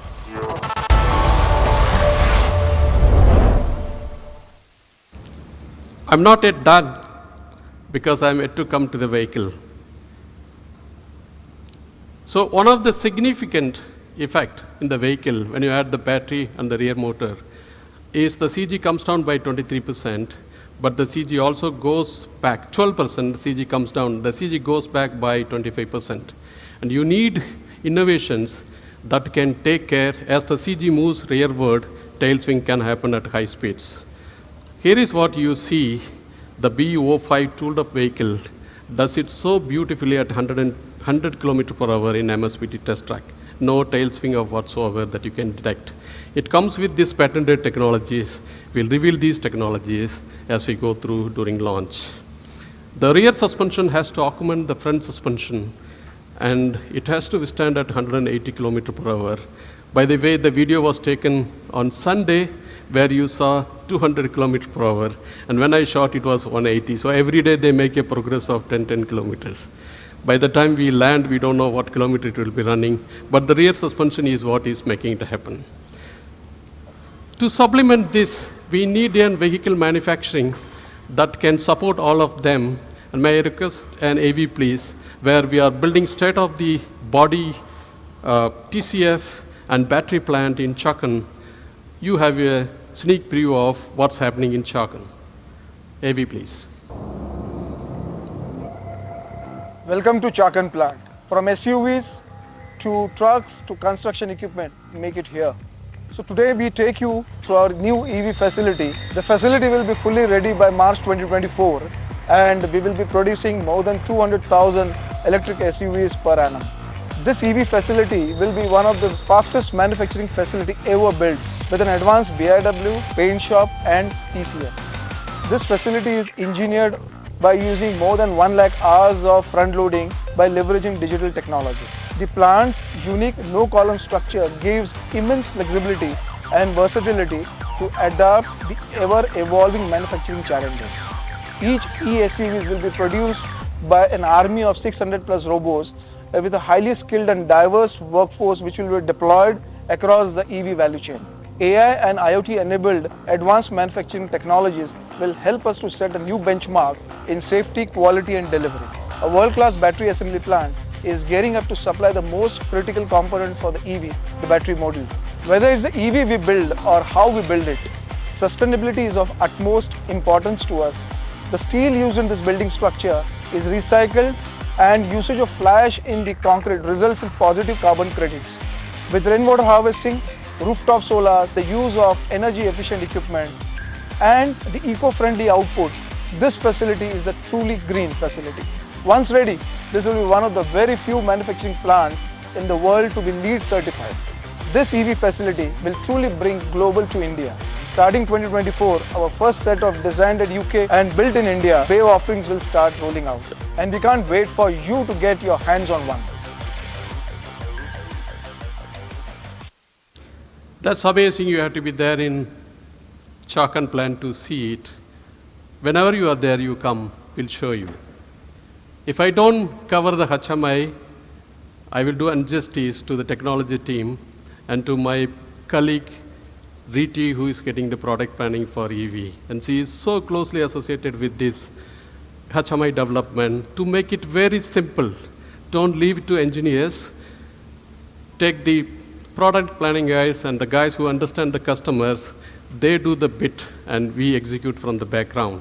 That's the story behind this three edge to edge, and Pradap-san calls it as coastal to coastal screen. Pradap and Vijay and Riti and Jogi, they are really involved in how to get the screen after screen experience, navigation experience in this. All the details are known to you in Banbury, so I'm not explaining. We have a dynamic illumination sunroof. It's not a mere sunroof, but we will spare it for another day, and we don't want to give certain more details on this. The best augmented reality, HUD. It's not a virtual reality that I'm speaking about. You take the road image and augment it. It's an augmented reality, not virtual reality. You get navigation details in front of you with 9x5 field vision. That's the best AR HUD technology that I am aware of, not yet into the market so far. ADAS, we discussed, even in global pickup. Born Electric Vehicle develops it, and we get it for all other products. But it has 43 features, as I said. We will reveal it during the launch. It comes with many fortification cocoons that you see around the vehicle with the radars. All the radars are not the same. Radars are different, and therefore you get fortification around the vehicle. What you see here is you need a sound experience, and we are bringing Harman and Dolby, and my colleague Vinod will speak about it after this. We need connectivity. Vehicle to vehicle, Mahindra vehicle to Mahindra vehicle. B has to speak to E8, E8 has to speak to E9, because that's how we are developing the vehicle. And we want the customers of these vehicles also speak to each other. If not, the other vehicles, when they catch up Mahindra, we can also speak to them. But first, to start with Mahindra born electric vehicles, they will talk to each other and to the network in the road infrastructure. We also have over-the-air update, SOTA and FOTA. So the connectivity is the best in its born electric vehicle series. With this, may I request Vijay to take on place? Thank you so much. Velu, thank you so much. So you could see the journey of last 1 year. It's just 365 days, and you can see what all we've done in the last 365 days. Converting that vision to reality, but for me, that video that we played of the 3 vehicles down the track, no stock shots, no outside footage, they are our real products, real people, real plants, real testing, real features, all coming out soon. So at this stage, we're just going to take a short 10-minute break. I'm going to request you all, let's try and keep it to 10 minutes, please. Stretch break, and we come back as we move to the next section, where we'll talk a little bit about the brand architecture and how we go forward in the EV world. Short break, and back in 10 minutes, please. So let's move into the next section. Can I have all of you all seated, please? We still have a very action-packed hour and 15 minutes, so please be seated. So as we pivot to the next section, no story can be completed without a great brand story. And what we are now going to pivot to is to talk to you about our brand story. It needs such a story, which is the loon shot, needs a leap of faith into the future, even as a brand. So what is the brand? What is the brand architecture? What does it stand for? Who is it for, and what's the narrative all about? No better to talk to us about that story than Rajesh. So I'm going to ask Rajesh to come back here and script the story out for the next 20 minutes. Over to you, Rajesh.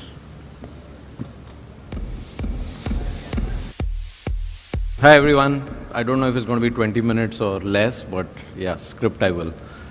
So I'm going to talk to you about the EV brand architecture. We spoke a little about that a year back. We've evolved our thinking around that. And we're going to talk a little bit more about how we are planning to create the EV SUV brand. But as we're doing that, let's first take a look at where we are today by way of our brand architecture. So what you see on the top is the brand Mahindra, which is the master brand. And then you see a category brand and platform brand, and then the lead brands under that. So this is what the ICE world looks like. In the ICE world, we have the Twin Peaks logo. the brand idea there is around exploring the impossible. Adrenox is not exactly a platform, but we're using that to represent the integration of the technology. And the key products under that are Bolero, XUV, Scorpio, and Thar. So this is what we have today. Let's look at what the EV world will look like. So this is a pure electric portfolio. InGlow is the integrating platform. And then you see the product brands, so the lead product brands under that. So you see BE as a brand. We revealed that last year. You see XUV.E. So that's the electric version of XUV. So you have XUV E8, XUV E9. So that's the electrification of the XUV portfolio. What you see in the ICE world is the XUV 300, 700, so on. So that's how the product brands play out between ICE and EV.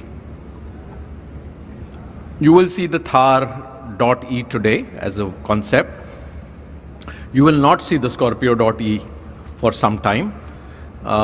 You will not see the Bolero.E for some time.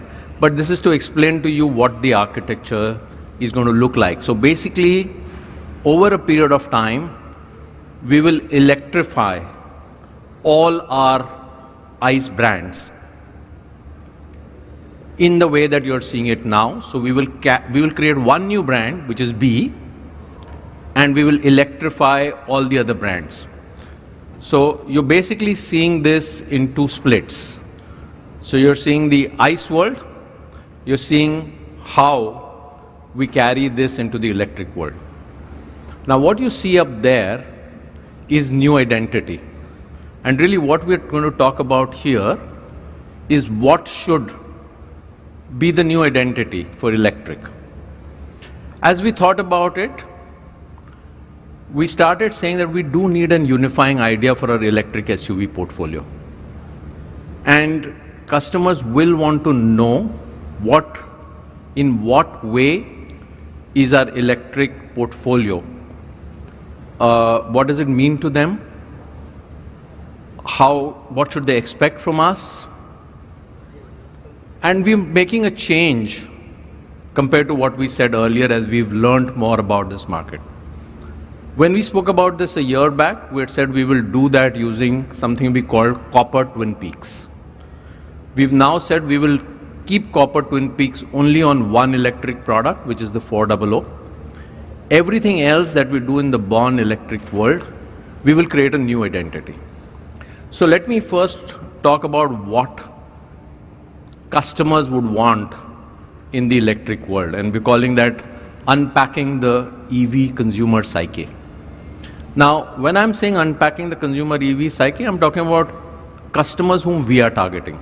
There will be other brands who are targeting different types of customers. These insights are based on the customers we want to target for our born electric SUV portfolio. We're targeting those customers for whom lifestyle is more important than economy. We would expect those who buy our product to not buy it because I save so much fuel cost per month. Of course, they may buy it because they want to save so much fuel because of sustainability, but not because we will save so much fuel cost per month. So customers who are looking at a lifestyle, and which is why many of the things Velu spoke about are all bringing alive that lifestyle. We would expect people to buy our electric products because it's going to give them a certain kind of lifestyle. They would champion self-expression and embrace the potential of tomorrow. These are customers for whom expressing themselves, their identity is really important, is really crucial. And they see the potential of tomorrow. They have that ambition, which we'll talk about a little bit more, in the way they evolve themselves. So they are bold yet playful, and they have ambition with creativity. So a lot of what is going into our product is being driven around these insights. They care for the planet, so they would definitely want to save use of fuel, but not because they want to save so much rupees per liter of fuel cost. They're very globally aware of what's happening in the world. They understand the shift that's happening in EVs, why that's good for the planet. These are the kind of customers we are appealing to or targeting. And they're very tech obsessed. They're endlessly curious. So a curious customer wants to experiment, wants to do new things, wants to find out more. And we're seeing that in the kind of products that we're making recently and the kind of customers we are attracting. The 700 customer is very much like that. They're very curious. They're experimenting all the time. They're innovating with their system. So really we're looking at a customer type which is more progressive, more evolved in the way they're thinking about the world, is looking for a lifestyle statement, which is why the design language, the technology is all being brought alive as a part of this electric SUV proposition. So we believe that there's a brand idea which is about creating infinite possibilities. And hence we are looking at crafting infinite, meaningful experiences. These are meaningful human experiences. These are experiences which will be memorable, personalized, and they're about driving an infinitely positive, planet-positive approach. It's about blending beauty with intelligence. The beauty is in the design, the beauty is in the core, the soul, but with a lot of human intelligence. A lot of intelligence that the tech is going to pack in, which will make this brand about meaningful human experiences. And then it's about exploring the endless exploration or the limitless exploration of new possibilities. So all of these, in a manner of speaking, create infinite possibilities, and we believe that can be an integrating central idea around what our electric SUVs will bring to customers. Now this is an idea, and this needed to be converted into a visual identity or a symbol, and we've tried to bring that alive for you so that you can get to see that. And Pratap, can I invite you to come up and talk about how you're going to bring alive infinite possibilities for our electric SUV portfolio. Thank you. Thank you. Thank you, Rajesh. I think I'll just take a minute to take you through our new visual identity for the pure electric vehicles. With every symbol or logo comes a challenge. There are a couple of messages you have to get out there. And you saw in Twin Peaks, there were a couple of those messages. We had two M's, a solid M for Mahindra in the center, and an explosive, outward-reaching M on the outside. So we had that. That was the one which was talking about a company which is ready to explore and go beyond boundaries, infinite. On the other hand, we were talking about also circularity. We were talking about our racing spirit. We are talking about going beyond anything that anyone has seen before in BEVs. So we started the process. These are some of the sketches that we did along the way to come to our new visual logo or visual identity. It's about the synergy, it's about flow of energy, it's about circularity. So there are so many messages packed in here, and a good logo or a good symbol is one which works at any size, small, remember, like I said, in the wheel hubs or the steering wheel, and on a factory building entrance. So it has to work at any size. It has to be backlit, frontlit, sometimes chrome, sometimes not. So let us show you the AV, which explains in a little more depth what infinite possibilities comes to symbolize. Can we have the AV, please?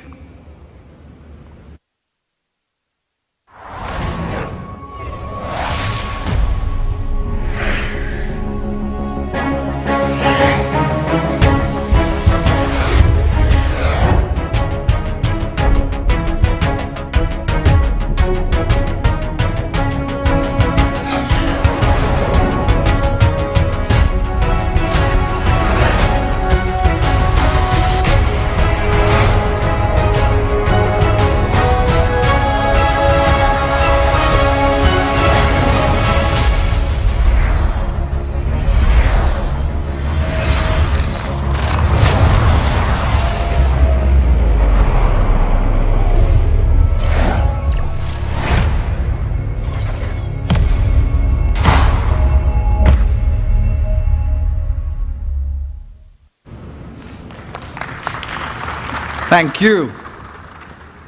Rajesh, can we have you back, please? Thanks.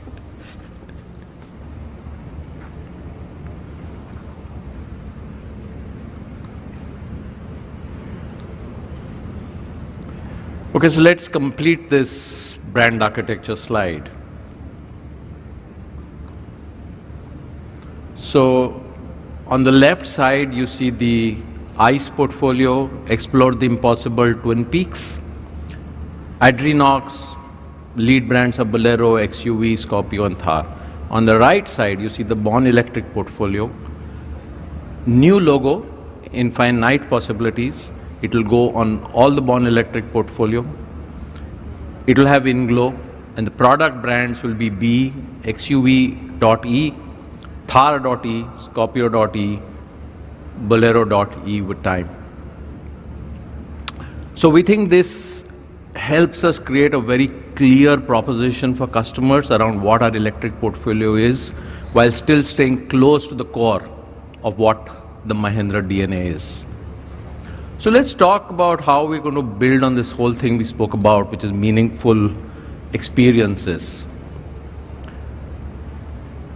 This is a brand which is going to be built on what we are calling meaningful human experiences. And meaningful human experiences are those which derive out of a very strong sensory, a sense of a sensory touch point, as one may call it. So let's take the example of the world we all live in today. At one time, we lived in a world of books, in hard paper, soft paper, back paper, back, whatever. Today, a lot of us have replaced that with experiences which are around sound. So we like to listen, music, audible, whatever. We like to watch video. So in a way, the old habit of reading as an experience has pivoted to a world which we are all immersed in a life, which is around sound as a key driver of experience, and visuals, which is a key driver of experience.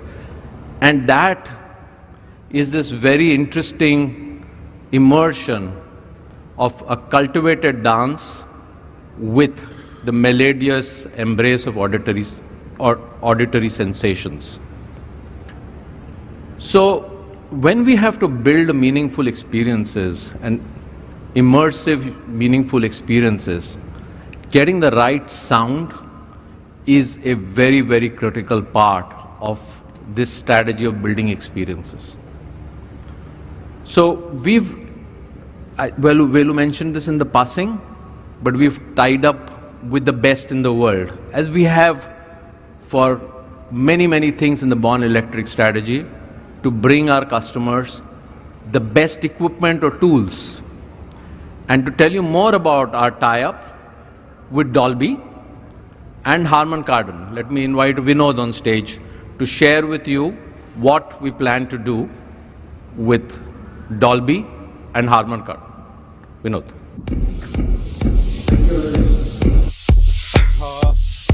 Let me first begin with the phrase which we all would have heard so many times, that automobiles are fast becoming computers on wheel. But that would not be exciting enough. And hence, our Born Electric range will be many more things on wheel, not just computer on wheels. Can we have the slide, please?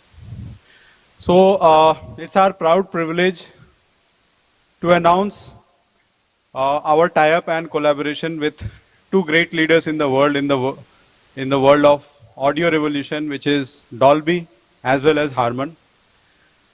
With that, the groundbreaking collaboration which Mahindra, Dolby Laboratories and Harman are going to do together, and we are working, our Born Electric will also be a concert hall on wheels. And let me explain how. All of you who are lovers of music, sound, entertainment, what we finally experience is a mixture of what goes as input and what goes as output. The revolution on input is being done today by Dolby Atmos. Most of us would have experienced the sound quality of Dolby Atmos in theaters, in some of our equipment inside our house. What it does, or what it has done is effectively reinventing the way sound gets created and experienced in future. For long it was mono and then it became stereo. And now the next level is actually Dolby Atmos, which actually allows sound to be interpreted as 3D object. I'm just repeating, sound to be interpreted as 3D object. And this gives, Dolby Atmos actually gives the power in the hand of creators. The creators who create the sound, an ability to actually create music which can be experienced as a 3D object. And to bring that, we also need the right output medium, and for which we have collaborated with Harman. And Harman is going to provide us the Harman Kardon 360-degree surround sound solutions with quantum logic immersion, which also has ability to separate every strand of audio and give it as a separate input to a particular speaker if we want to. And with the 16 channels, 16 speakers which we are trying to bring, or which we are bringing in our Born Electric, you will experience the sound which will be clearly of the next level. What you would have read already in the red is that these are the solutions which are first in India. But let me also tell you, when it comes to Dolby Atmos, there are just 5 or 6 global players today, global OEMs, and all in luxury segments, who have brought Dolby Atmos inside the ambience of a car interiors. And we'll be first in the globe to be able to do that in a mainstream segment. So that's the power of this groundbreaking collaboration which we are going to bring in our Born Electric range very soon. Thank you, Vinod.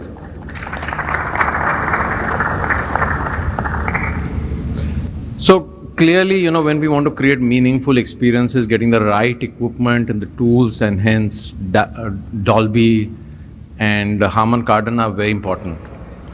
But as Vinod said, that's an important but not a sufficient condition to create the entire experience.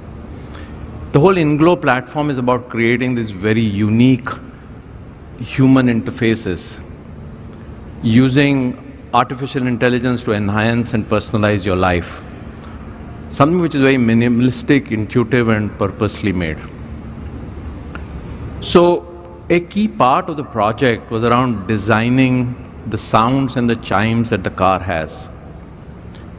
And these sounds and chimes would actually range between being serenely quiet to being interactive to being sensual sound experiences.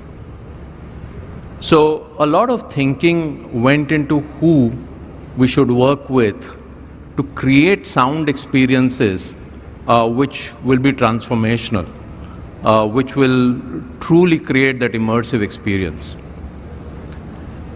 It's the sound experts who will convert and make the shift from the acoustic profile of the combustion engine to the distinct soundscape of an electric vehicle.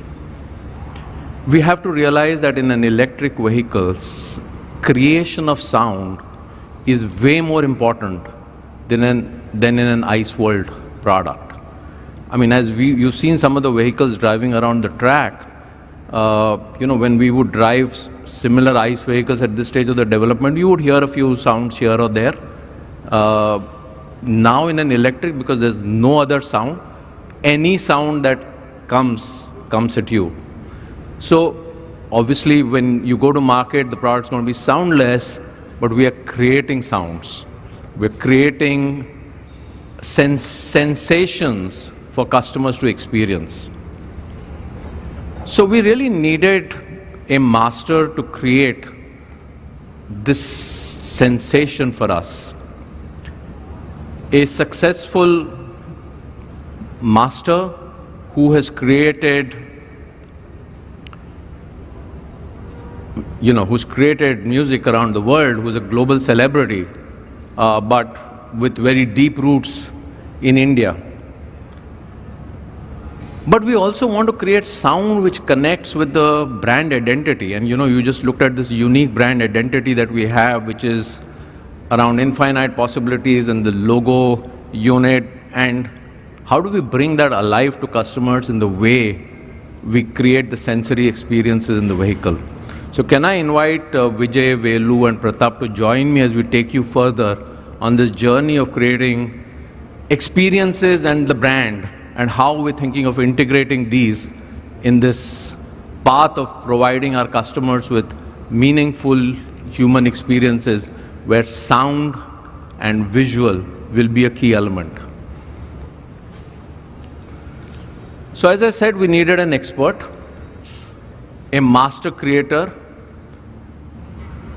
a global luminary with deep Indian roots, and that's where we want to take our brand. We are a brand with deep Indian roots, but we want to create global scale impact.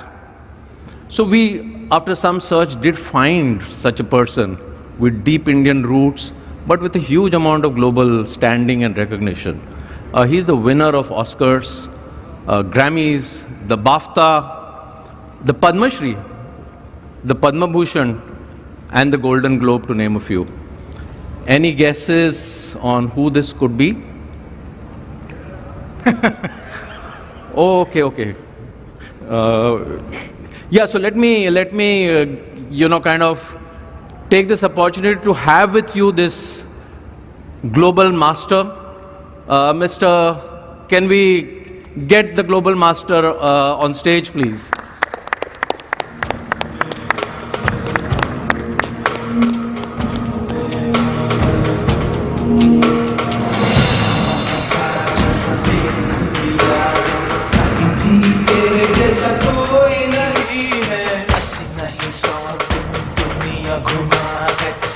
कहे तेरे जैसा कोई नहीं, मैं गाया जहां भी बस तेरी याद थी, जो मेरे साथ थी, मुझको तड़पा दिल लाती, सबसे प्यारी तेरी सूरत, प्यार है बस तेरा प्यार ही।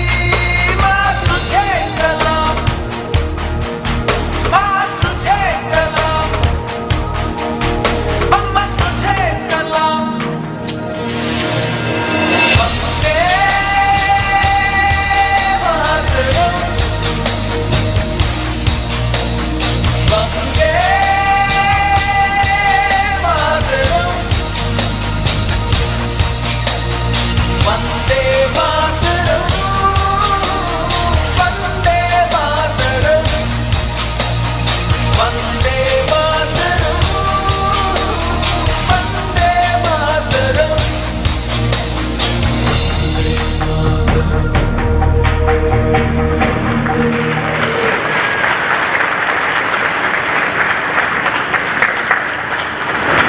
Mr. Rahman, thank you for being with us. He'll need a mic, please. So, we've been working with you, sir, Mr. Rahman, for a while, and, he's creating the brand theme, and all the sounds that are going to go into the electric portfolio are all going to be created by Mr. Rahman. So we really have that master who is a global identity and yet with deep Indian roots and understands Indian consumers. So how's been your experience? You've been working with us for some time, and what's been this experience like? You want to just share it with our group? First of all, happy Independence Day. Thank you. And it's such a great honor. I never thought, maybe 32 years back, that I'd be doing sounds for a world-class EV. And I see a car like this, a design like that, and so great experience. My son loves Italian cars, so I'll fight them, don't buy that, see this stuff, it's still not believable. But when I saw the models, went in the factory and I saw that stuff, it was so futuristic, and it feels like I need to own one, and that's one of the reasons why I felt like even the sound experience, what we put in that one should be international but Indian. So, of course, I've been working with your team for almost 4-5 months now, creating all the sounds. Yeah. Very special. And we're constantly changing iterations after iterations and build the song very nice. Super. Thanks so much for sharing this. Any kind of key message that you want to kind of, like if you want to think of a proposition that would come to your mind? How do you get customers to move towards the electric journey? And if you wanted to inspire them to do that, what 1 or 2 words would you use? I personally think because India is a very populated country, I feel like this sound pollution and air pollution is, if we can eradicate that and we can get into electric cars an alternate source other than gasoline and everything, I think it's a great move, and our future generation will benefit by that. And even the sounds, I feel like when you're sitting in the vehicle, getting that empowering kind of feeling when you're sitting in this, that I'm doing good to the planet. And also feel the sound. Sound of these vehicles are Atmos, which is again a boon for sound designer and composer, because normally it comes from one speaker. Here you're talking about what all you can do, possibilities. And so such a new area that we're all super excited about. Our whole team is so excited. Yeah. One word. So is there one word that inspired you when you were thinking about creating this extravaganza? The word that you took that really takes the song as a leap? I think I would say it's a young idea. It's a young idea because when you talk about young, there's energy in it, and at the same time a lot of thinking and so much of delicate planning, articulation behind it.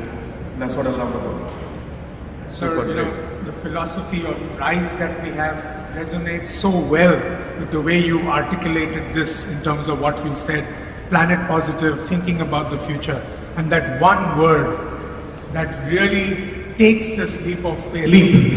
Chalang. Yes, sir. Chalang, as you called it. That's what Mahindra is about, right? Our philosophy has been rise, and we can resonate so well with what you've sort of given this brand as its lift in terms of the leap into the future. So thank you so much, sir. Thank you. And Pratap, I don't know if you want to kind of make a comment, but before that, in a way we were thinking about infinite possibilities being this very nice marketing jargon. We actually came up with the Indian version of that, which is Le Chalang, which is really, take that leap into the world of electric, and that inspired a song which Mr. Rahman has kind of created, and then we got a visual treatment on that. Pratap, any thoughts on it? I mean, what's a song without visuals? And we created an amazing music video inspired by this incredible word, Chalang, and what A.R. Rahman sir created for us. And we gave it a persona. She's called Dia. We are all going to make this leap on her behalf today. The entire organization, Mahindra, all of us, have converged, as per your term, Chalang, to ensure that Dia has the most incredible, infinite experience. So with that, Vijay, do you want to add anything more? Pratap, I think we've spoken a lot. They've heard the master himself. I'm sure they want to listen to what the master has created. Take a look at the art, take a look at the world of Mahindra, and take a look at the creation of the masterpiece. Can we please play the music?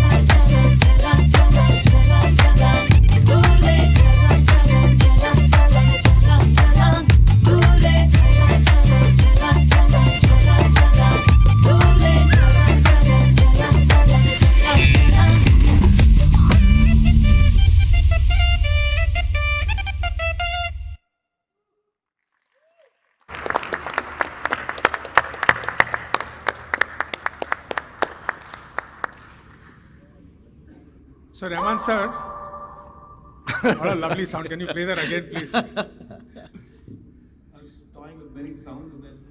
So, you know, sir, very recently in the marketing world, I've heard of this new lingo that's come in. It's called Mogo.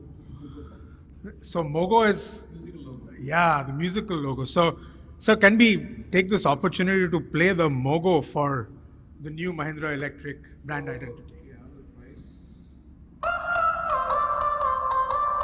Oof.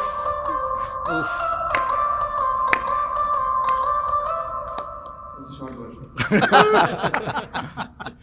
Thank you. Thank Okay, you. we like it. Thanks for creating Thank it on you the so spot. much. Thank you. Vilu, do you want to talk about? So, Raman sir, we have been working with him from last April. He had come to MSPT, he has seen the vehicle. When we approached him, he said, yeah, he wants to really do it for an Indian brand. After seeing the vehicles, he said, I'm totally inspired with root to the Indian traditions. You know, in the vehicle, we have over 75 sounds. You have starting with the greeting message that comes when you open the door. And then you have different drives, different sounds for the drive modes. Then you have sounds for Experience special modes. experience modes that you store it, and then you can switch on in the Harman system. You can switch on and you can listen. Those are over 75 tunes he is doing it. And you wouldn't believe, we were standing outside to meet him, and in 15-20 minutes he made this tune, the first tune. Unbelievable. And you had to really see it. And all of them joined the call, and that's a tune that we have chosen. And several tunes are being prepared in parallel for the vehicle. So how do you think, sir, these tunes will play out, the vehicle tunes, sonic tunes? No, because you're using my name, I have to serve what people's expectations, right? So, he's still ideating a lot of things. First we have this, and then there's special songs for the dashboard and every little thing. And people outside, so they know that the car is coming, the animals coming. So there's still a lot of R&D stuff they're doing, and then I want to create these experiences. So if they are in a mood for meditation, they're in a mood for celebration, they're in a mood for romance. So I want to create these experiences more. And we are still working, of course. So we have a long way to go, but I'm really enjoying this trip because it's different from other cars which have come abroad, and our people are different. And also what India can give to the world is what we are trying to do. So we saw suddenly you called a Tamil lyricist, and you made him to sit with you, and then you and both of you, the lyricist, and you made a Tamil version of this. Okay, Tamil Beslava. Yeah? Now, I think the challenge is always when you're making a song for a brand, you use certain, they copy the values and put that and make it very boring. And how can you make a song liked by general public and brand like you? So that was the challenge. So we initially had one version where it says Vanga, Kondadal, and I didn't like that one. So we used Chalang again, and we changed the whole thing to be like a song which people would love, even without having a car attached to it, like a film song or a private song or an album song. So that was the challenge. You want to hear it? Yes. Just to mention that the other languages, Kannada, Telugu, Malayalam, all are in works. But this is just he finished it. So would you like to hear? Yes, would you like to hear that? Let's hear it. The brand anthem in Tamil. Tamil.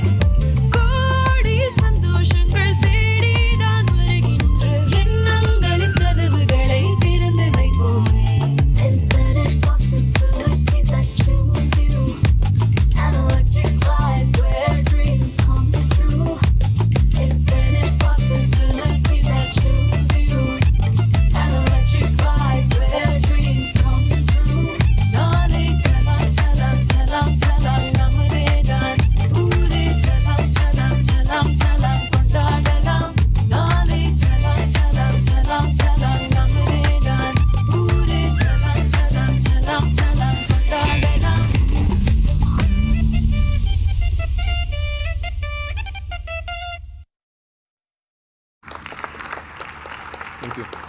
Thank you. Thank you.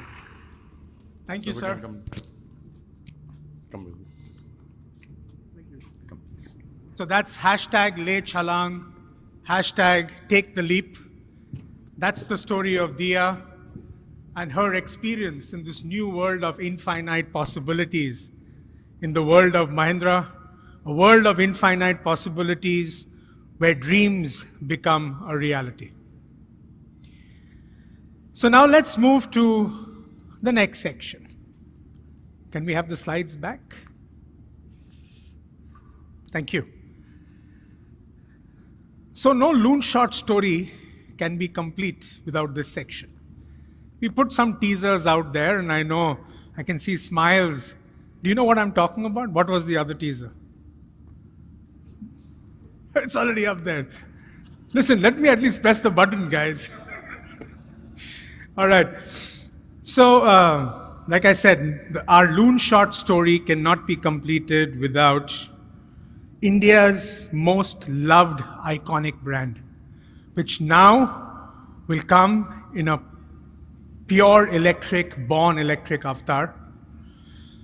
And I'm sure this is going to be, as you saw in the brand architecture, the next big story that we will play out as our Loonshot, as we will create this whole new world of infinite possibilities and the whole new electric world that Mahindra will offer to its customers like Dia.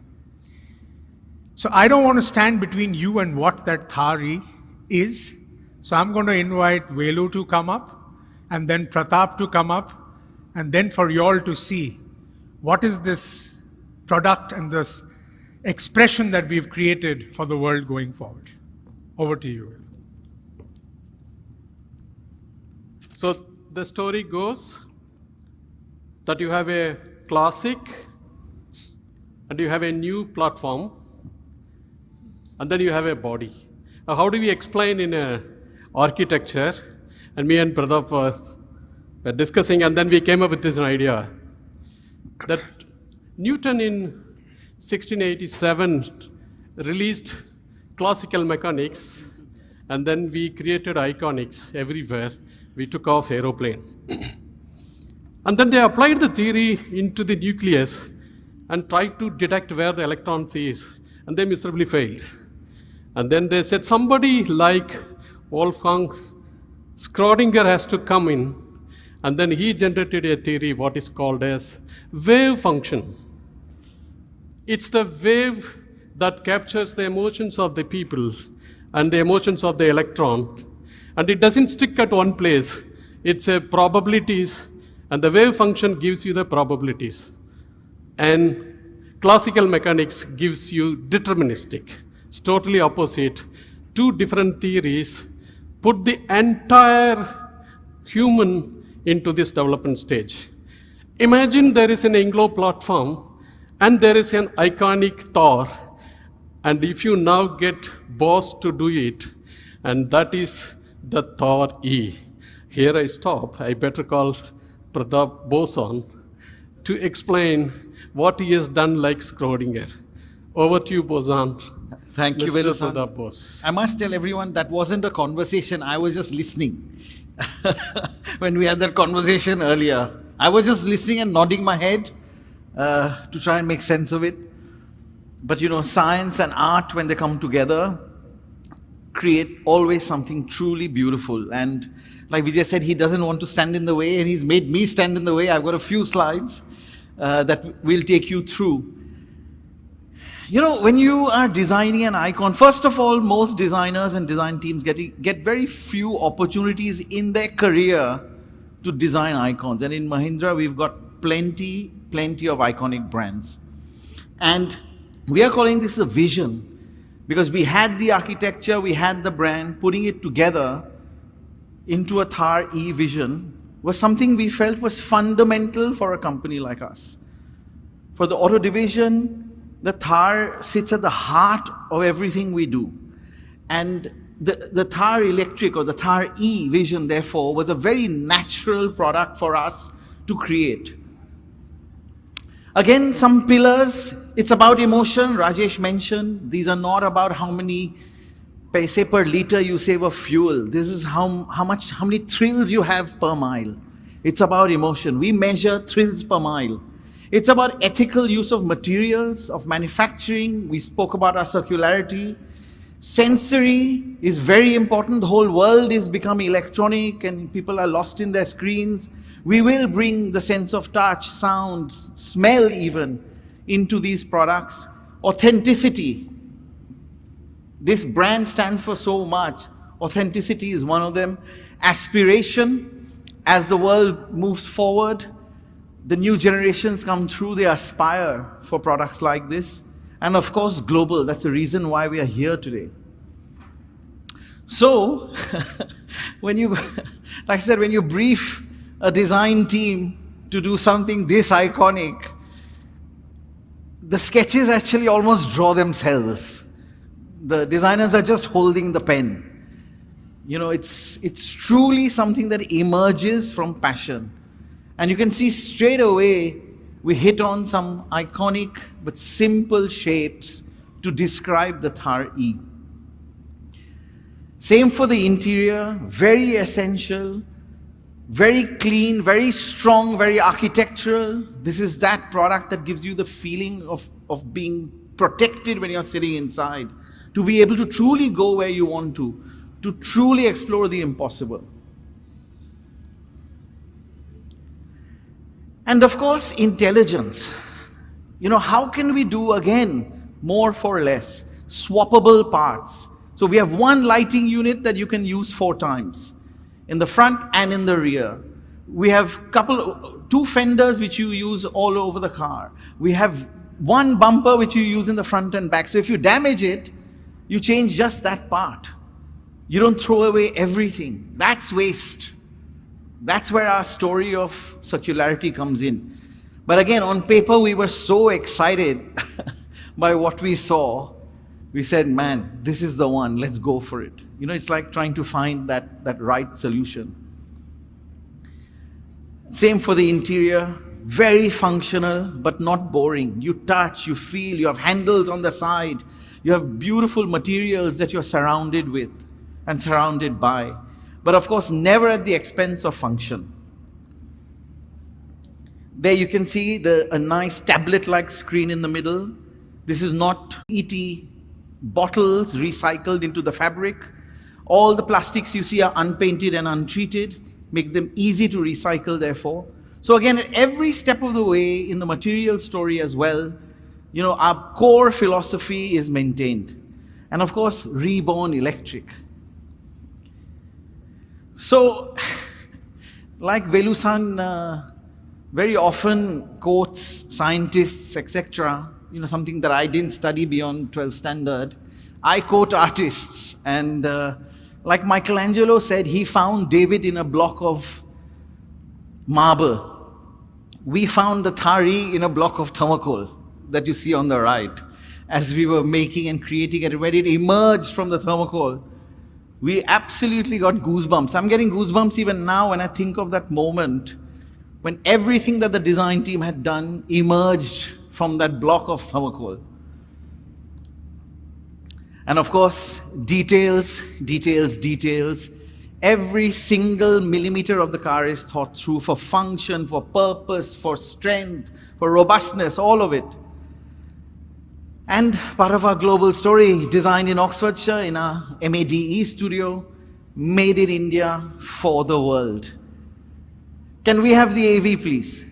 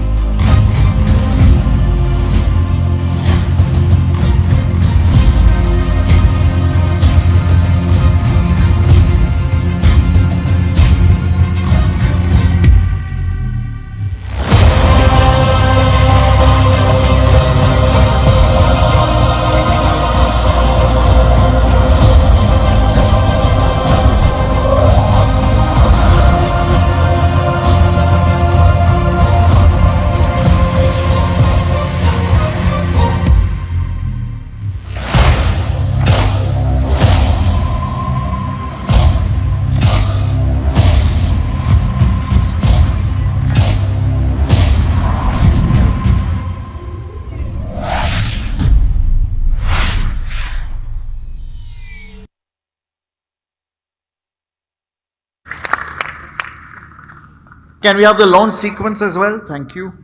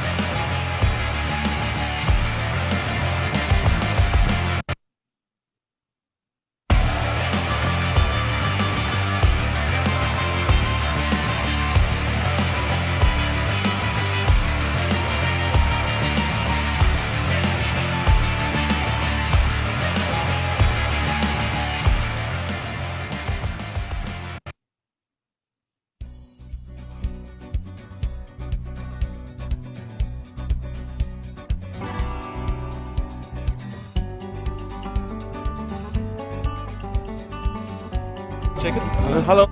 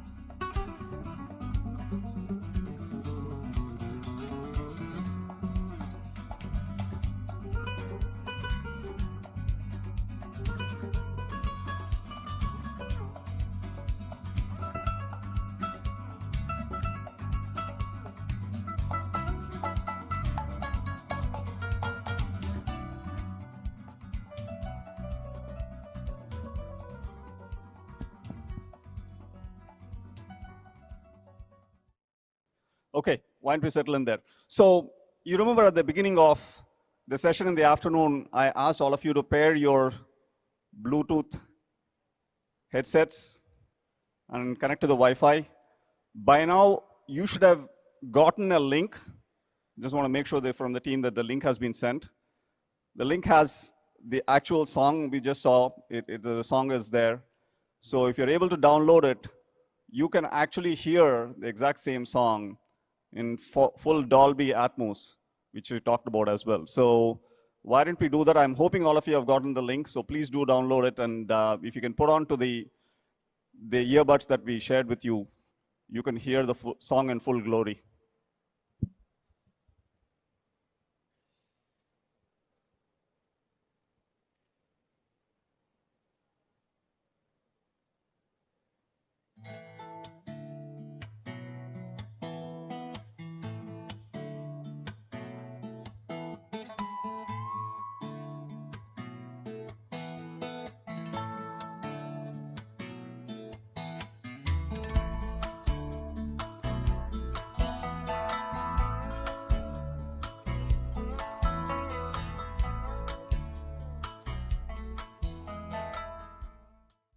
Good. So we'll move on from here. Like I promised at the beginning of this, a bunch of things lined up for you guys. We showed you the vehicles. We've shown you some music. We're missing something. Yeah, I think a few of you guys have guessed. You've seen it outside as well. So we have a local dance troupe, which is going to come in and dance to the tune that we launched as well. So with that, the cue for the dance troupe to come in. Can we get the music on?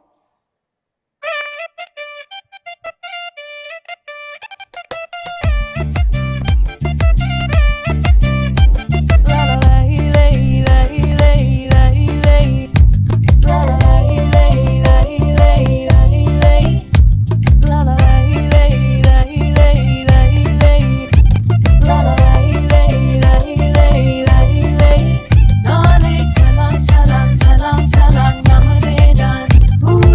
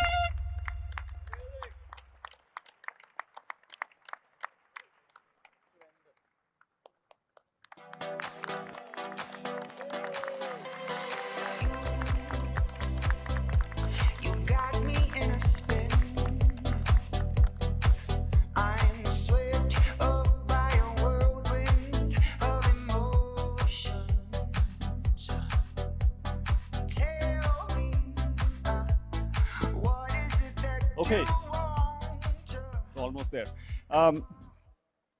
We thought it'll be great opportunity for us to have a bit of a dialogue with A.R. Rahman, the maestro himself. So Rajesh, if you don't mind coming up on stage with A.R. Rahman, sir, please.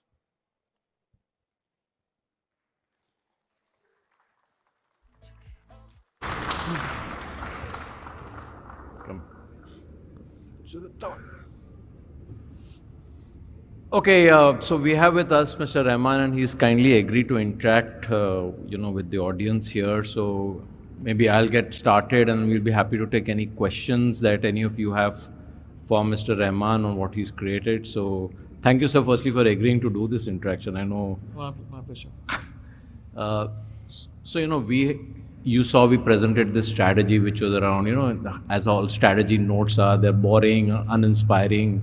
You have a logo and then we say infinite possibilities, but you brought it to life with Le Chalang.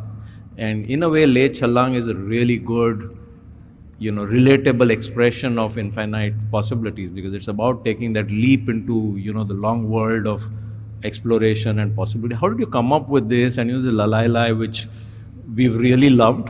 How did you, just any thoughts on, I know it's hard for creative people to express how they come up with these breakthroughs, but if you can. What we did was actually we had, I'd given 3 alternatives, and I like this one, but I didn't tell you that I like. So I wanted you guys to select. One was very classy, slow, romantic one, and the other one was this one, and another one was a little weird, I think. So you want to hum the weird one just to know? So we had three of those. Of course, I knew that this would come back, and after a week, everybody said, no, this is the one. And then we, so I had jammed with the lyricist, and she's a filmmaker also, and so we came up with 13 different ideas, and I picked this one. And so we built it on that. So how do you do it? Does the lyrics come first, or you create the tune, and then or is it just like a co-creation sometimes process? I think when you need something catchy, you always go find that word, find that hook, and we found the hook, and then Okay, amazing. No, at least I've come to really love it, and every time I hear it, I want to hear it again and again. So it's been, at least for us, amazing. But maybe we want to take a few questions from anyone in the audience. And we thought, anyone wants to go with a question? Everybody's smitten by the car, not by me. No, I think it's just a question of getting them started. For media, please. For media. Parikshit? Hi, Mr. Rahman. Great to see you here. This is Parikshit from CNBC. He's a key anchor on the CNBC show. So Parikshit, thanks for being with it. You can take the first question. Thank you for having us here, Mr. Jujulkar. It's been a great event and lots to think about, lots to write about. Mr. Rahman, we'd like to ask you what really brought you on board? What made you have this association with the Mahindra Group? And personally, when it comes to India's electric mobility journey, our journey towards green mobility and reducing emissions, give us a sense of your larger vision, which you're trying to put into lyrics, put into sounds and themes that you're creating for the group. No, my agony always, for 30 years when I go abroad, I see innovation, and then when they came with this idea, I said, show me the design. I showed the design. And Mahindra, they're one of the biggest companies. And I saw the design, I said, this is it. And I'm doing this. And for me, I'm also looking at alternate ways of expression. And this is something which is empowering people. And when you drive an EV, you feel like you're contributing to the, 6-7 years back, I was looking at an EV, there was nothing available, first of all. So I said, I'm booking 3 cars. Yeah, and actually, Parikshit, Mr. Rahman spent a lot of time on the, the proving track ground that we have in Chennai. And I think he made 2 or 3 trips and spent like several hours experiencing our product and the sounds in all the benchmark vehicles. So, he's really, someone who is immersed himself fully into the project and spent a lot of time with our teams on the track, understanding sounds in cars. So, it's for us a huge learning experience. We've got a lot of inspiration from it. I think Hans Zimmer was doing sound for a German company, and then there's Brian Eno doing for another company. And so when it comes to Indian vehicles and also representing the international community, what could go out from India, it was challenging to see what they're coming up with. And so for me, I said, how can we orient towards our own people, at the same time give something which should resonate with the international buyers too? So these were the things. And then they said, can you do a theme song? And I said, okay, let's do that. Initially, it was not the plan. I was supposed to do the sounds and the experience and all the stuff. And so I think this kick-started, I think they got excited about this one. Yeah, this theme song actually came much later after trying to create the 75 sounds that Velu was talking about. And then somewhere along the line, we said maybe we need an integrating idea and a unifying idea. And then we started working on the theme song. And now that's going to be what will flow back into, individual different 75 songs. You saw him do an impromptu mogo, and, that's how I think many more sounds are going to be created.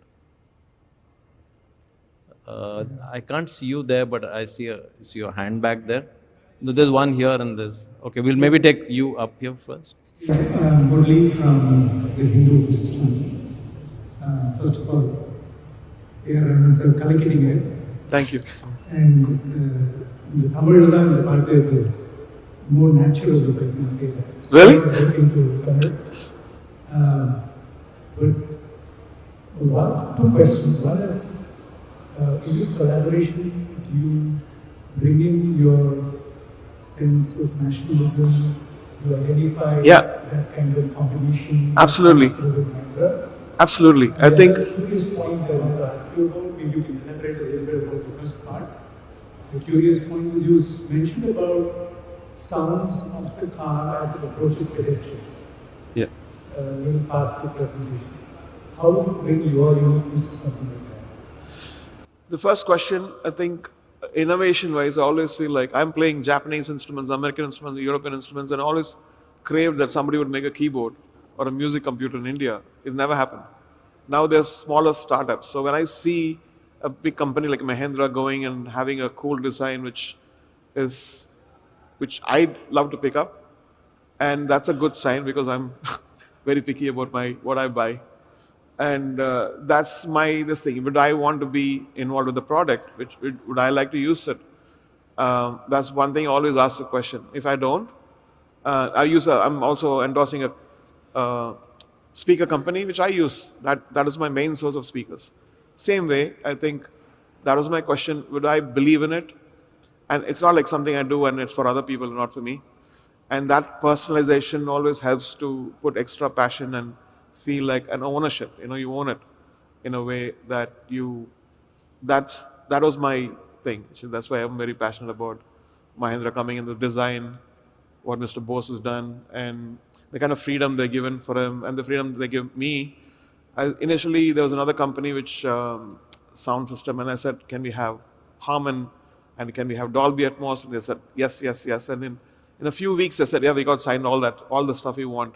And it's amazing to have a car with Dolby Atmos sound and what all you can do with it.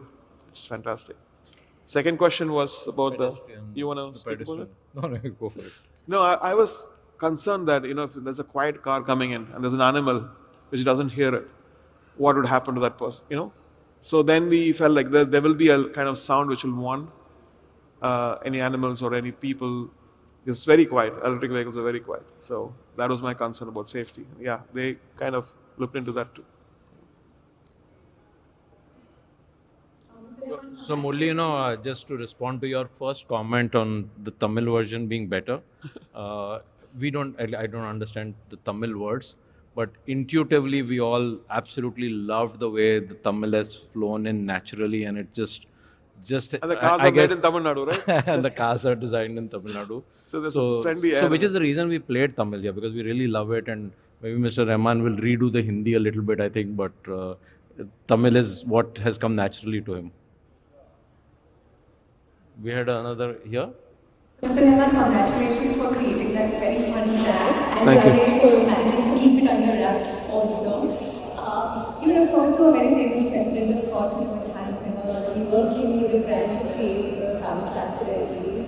So when there is a president like that, but you're dealing with a brand like Mahindra, which is very well known for full body SUVs, and navigating and transforming now into this electric universe. So what are the prompts that you are working with? What does the brand stand for you?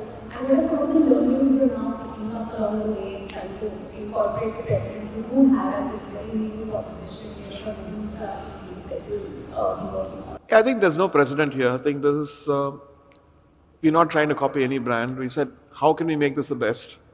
How can we cater to our own people and cater in a way where they feel empowered, they feel like, man, this is an international thing from India, the sense of pride. And that's what is usually, I feel like, was missing for any Indian brand. So there it comes, the design, the way the sound is going to come in. I mean, it's all very good, but here it's a notch up. There have been several notches up when I saw the design. And look at that. I just want to steal one. It's so cool. Yeah. That'll be a cool studio. Yeah, and that was what Mr. Rahman saw this for the first time, and he said, I'm going to make my studio in this.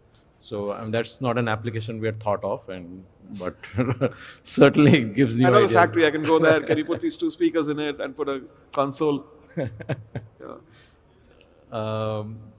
There's another question. There's another question here. We'll come there, Gaurav. Was there one here? Dipali? Congratulations. Mr. Rahman, question for you. Do you own an EV or will you be buying a car EV? I had bought the Taycan Porsche for my daughters. I'm still waiting for this one to come, so I'll go on this one. Good evening, Mr. Rahman. Firstly, congratulations for this very interesting soundtrack. I just wanted to say, we've always connected music with drives. And whenever we go on a long drive or in my car also, we keep our own favorite list of songs. So what was the biggest challenge for you in creating this soundtrack, which could of course match up to your already established level of jazz? Initially, I thought it should be ambient. It should not be, people don't want to dance here in the car. But then I felt like for the spirit of the whole company, the spirit of the buyers, the customers, something like this would be better. It evolved as an idea. I'd done a very ambient track and everybody went for this. So this became the tune which is going to be on the dashboard. And of course, I'm going to change it according to the vibe of the electronics and the display and all this stuff. Yeah. Thank you. Maybe we'll take one last question. Mr. Rahman, are you open for a few more? Yeah, it's fine. You're good? Okay, so we'll maybe take 2-3 more. Sorry, I can't see you from here, but please go. Ramesh, okay. Ramesh, go. First of all, I want to see you long time. Very surprised to see you here. And second of all, on the 4th year, we have came out. And it just kind of rang a bell. Because Mahindra now is doing global. There are a lot of languages which actually they look back. For example, Mexican, even the local South African languages. So when you create this anthem, how do you kind of communicate all of that together? So what thoughts goes to the Mexican also discuss, which I did Latin American also discuss. That's something that we did. Thank you. I think that's always a torture when you have to cater to everyone and it has to be good for everyone. Right from my first movie after it became massive success in Telugu and in Hindi, we were all forced to think about how do you make it pan-India, whether it's Bombay or Humse Muqabla or Dil Se, And before that I was doing jingles, so the experience of how can you make a certain sound resonate with everyone. And we do listen to Despacito and Waka Waka and all those things. And we enjoy the same thing. So why can't our songs be enjoyed by outside? So that's a whole, yeah. And in a way, using tunes like La La La, that's that's the idea of that is it's global. It's language agnostic. So a lot of, as we carry it over, it's going to be, in a way, it's going to be language agnostic because you've picked a tune. It's more a tune sung than word sung. So you have lots of those kind of memorable things if you hear the song, which are, language agnostic. And that's why we enjoy the Tamil so much, even though we don't understand the words. Kushan, you had a Tamil question. has a very sweet, Yeah. seductive quality about it. We work a lot with Velu, so we get that. Yeah. Yes. Just wanted to know, Mr. One of the most irritating sounds we all have to hear in a car nowadays is the car alarms, whether it's with speed, seat belts, whatever it is. How can you make an alarm sound? I'm sure you're working on alarms, the various alarm sounds in these cars as well. How do you make them? Alarms have to be irritating. Alarms have to be irritating. How do you make them? I don't know, less irritating to us. I mean, So, all the time.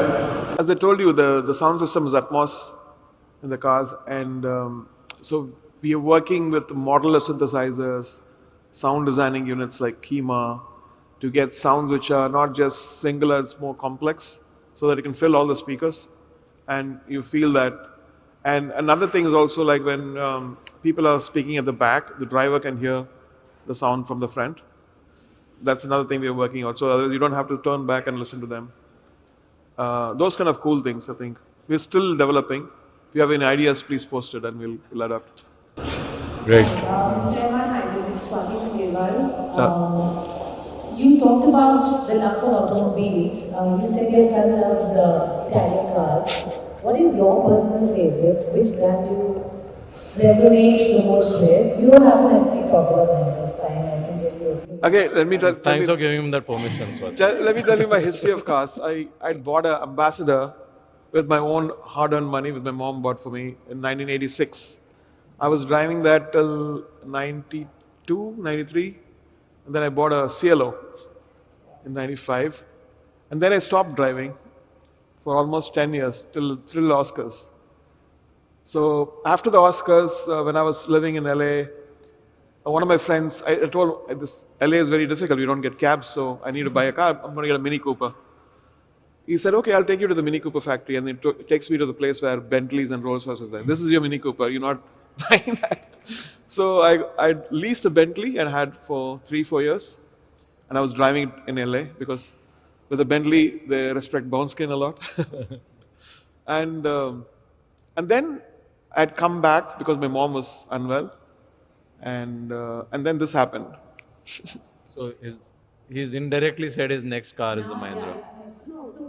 What are some of the things that you like about the car? I mean, what are your top 3 things that you look out and say, okay, this makes it a nice car? I like it. I think the design and safety, of course. Safety, design, and electric vehicles, because you're feeling good about sitting in an electric vehicle, that you're not polluting your future generation's oxygen. And you won't be blamed, at least. And every single drop counts. And yeah.